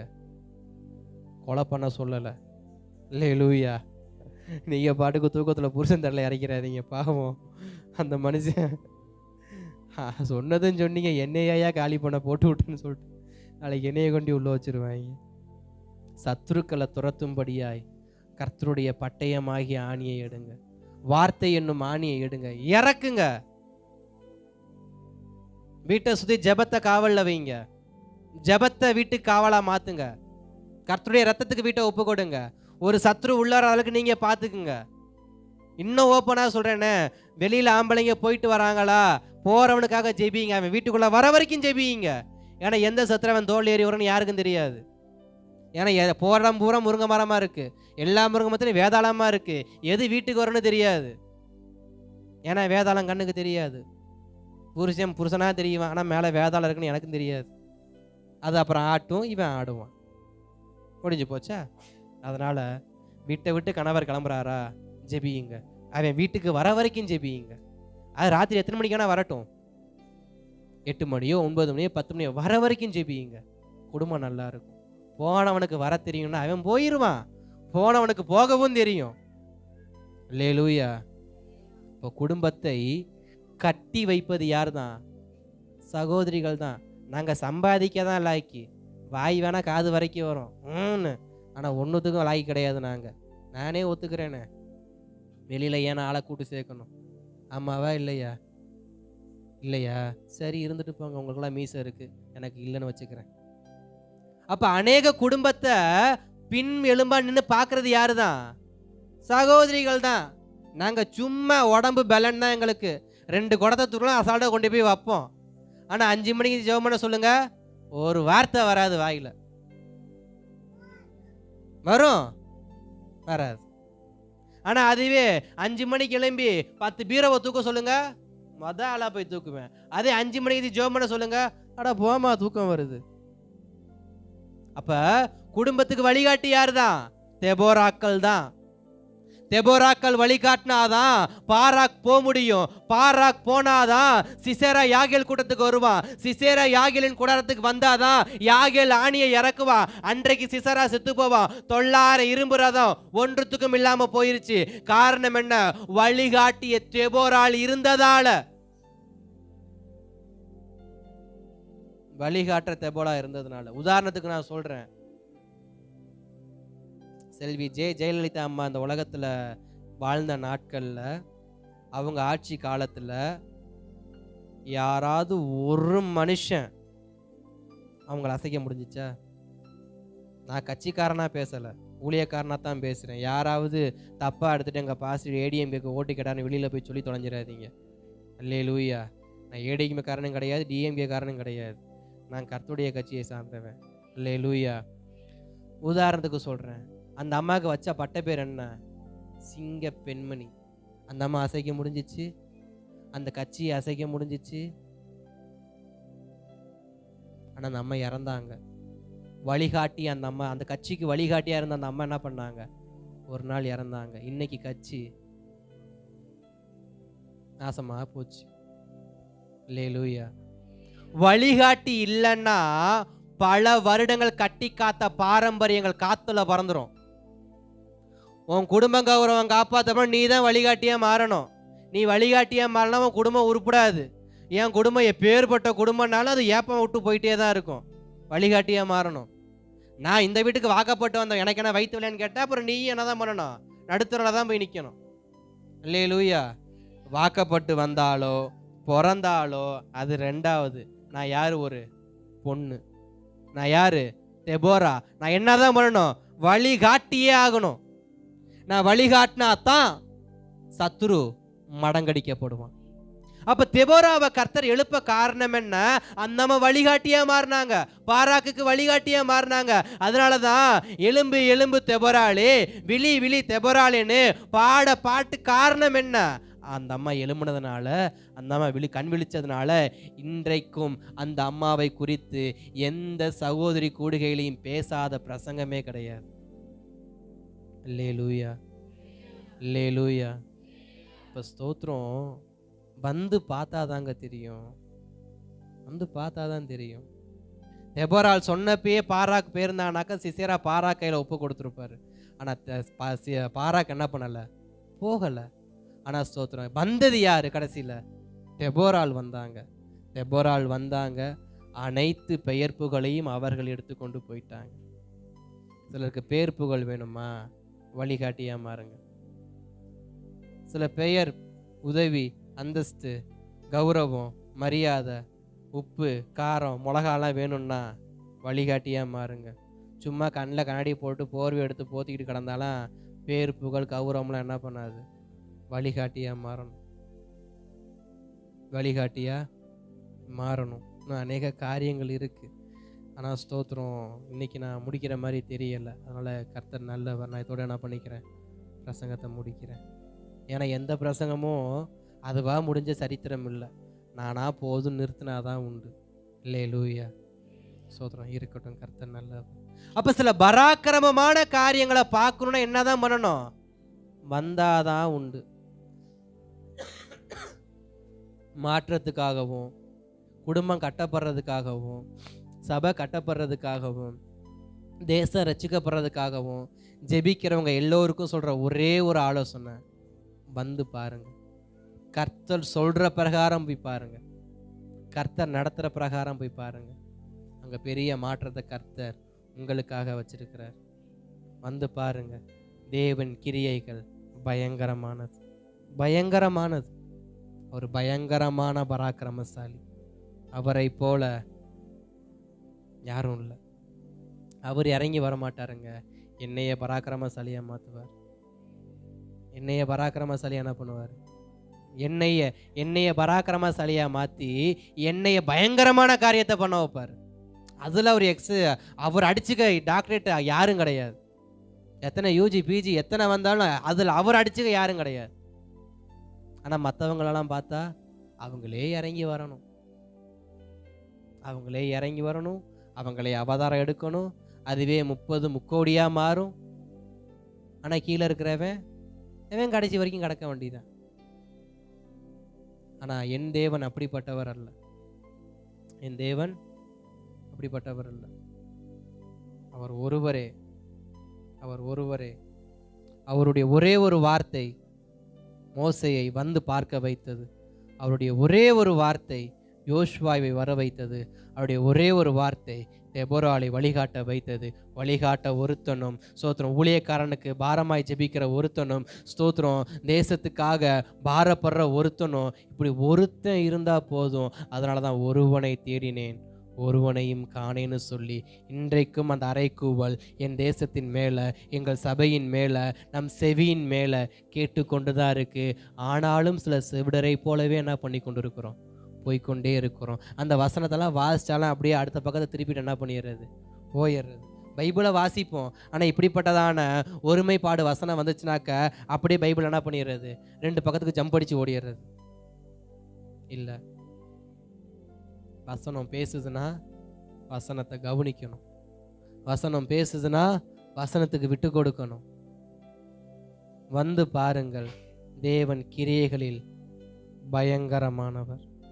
என் தேவன் கிரியைகளில் பயங்கரமானவர். அநேகருக்கு சுவிசேஷம் சொல்லுங்க, சாட்சி சொல்லுங்க.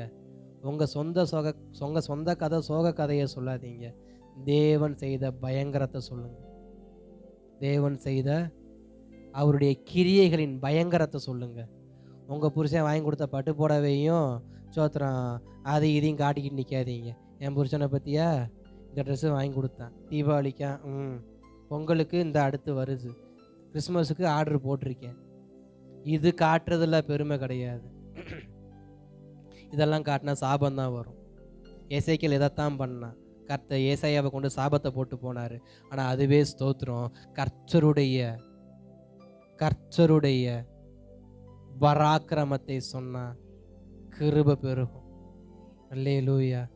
ஜெபிக்கலாமா? கண்களை மூடி கொஞ்ச நேரம் என் கூட ஒரு 5 நிமிஷம் மாத்திரம் தேவ சமூகத்தில் ஆவியானவரே பராக்கிரமம் செய்ய எங்களை விட்டு கொடுக்கிறோம்ப்பா. நாங்கள் வந்திருக்கிறோம், பார்த்து கொண்டு இருக்கிறோம். தேவன் கிரியை நடப்பிக்க எங்களை விட்டு கொடுக்கிறோம்ப்பா. பராக்கிரமம் செய்ய விட்டு கொடுக்கிறோம்ப்பா. பராக்கிரமம் செய்ய விட்டு கொடுக்கிறோம்ப்பா.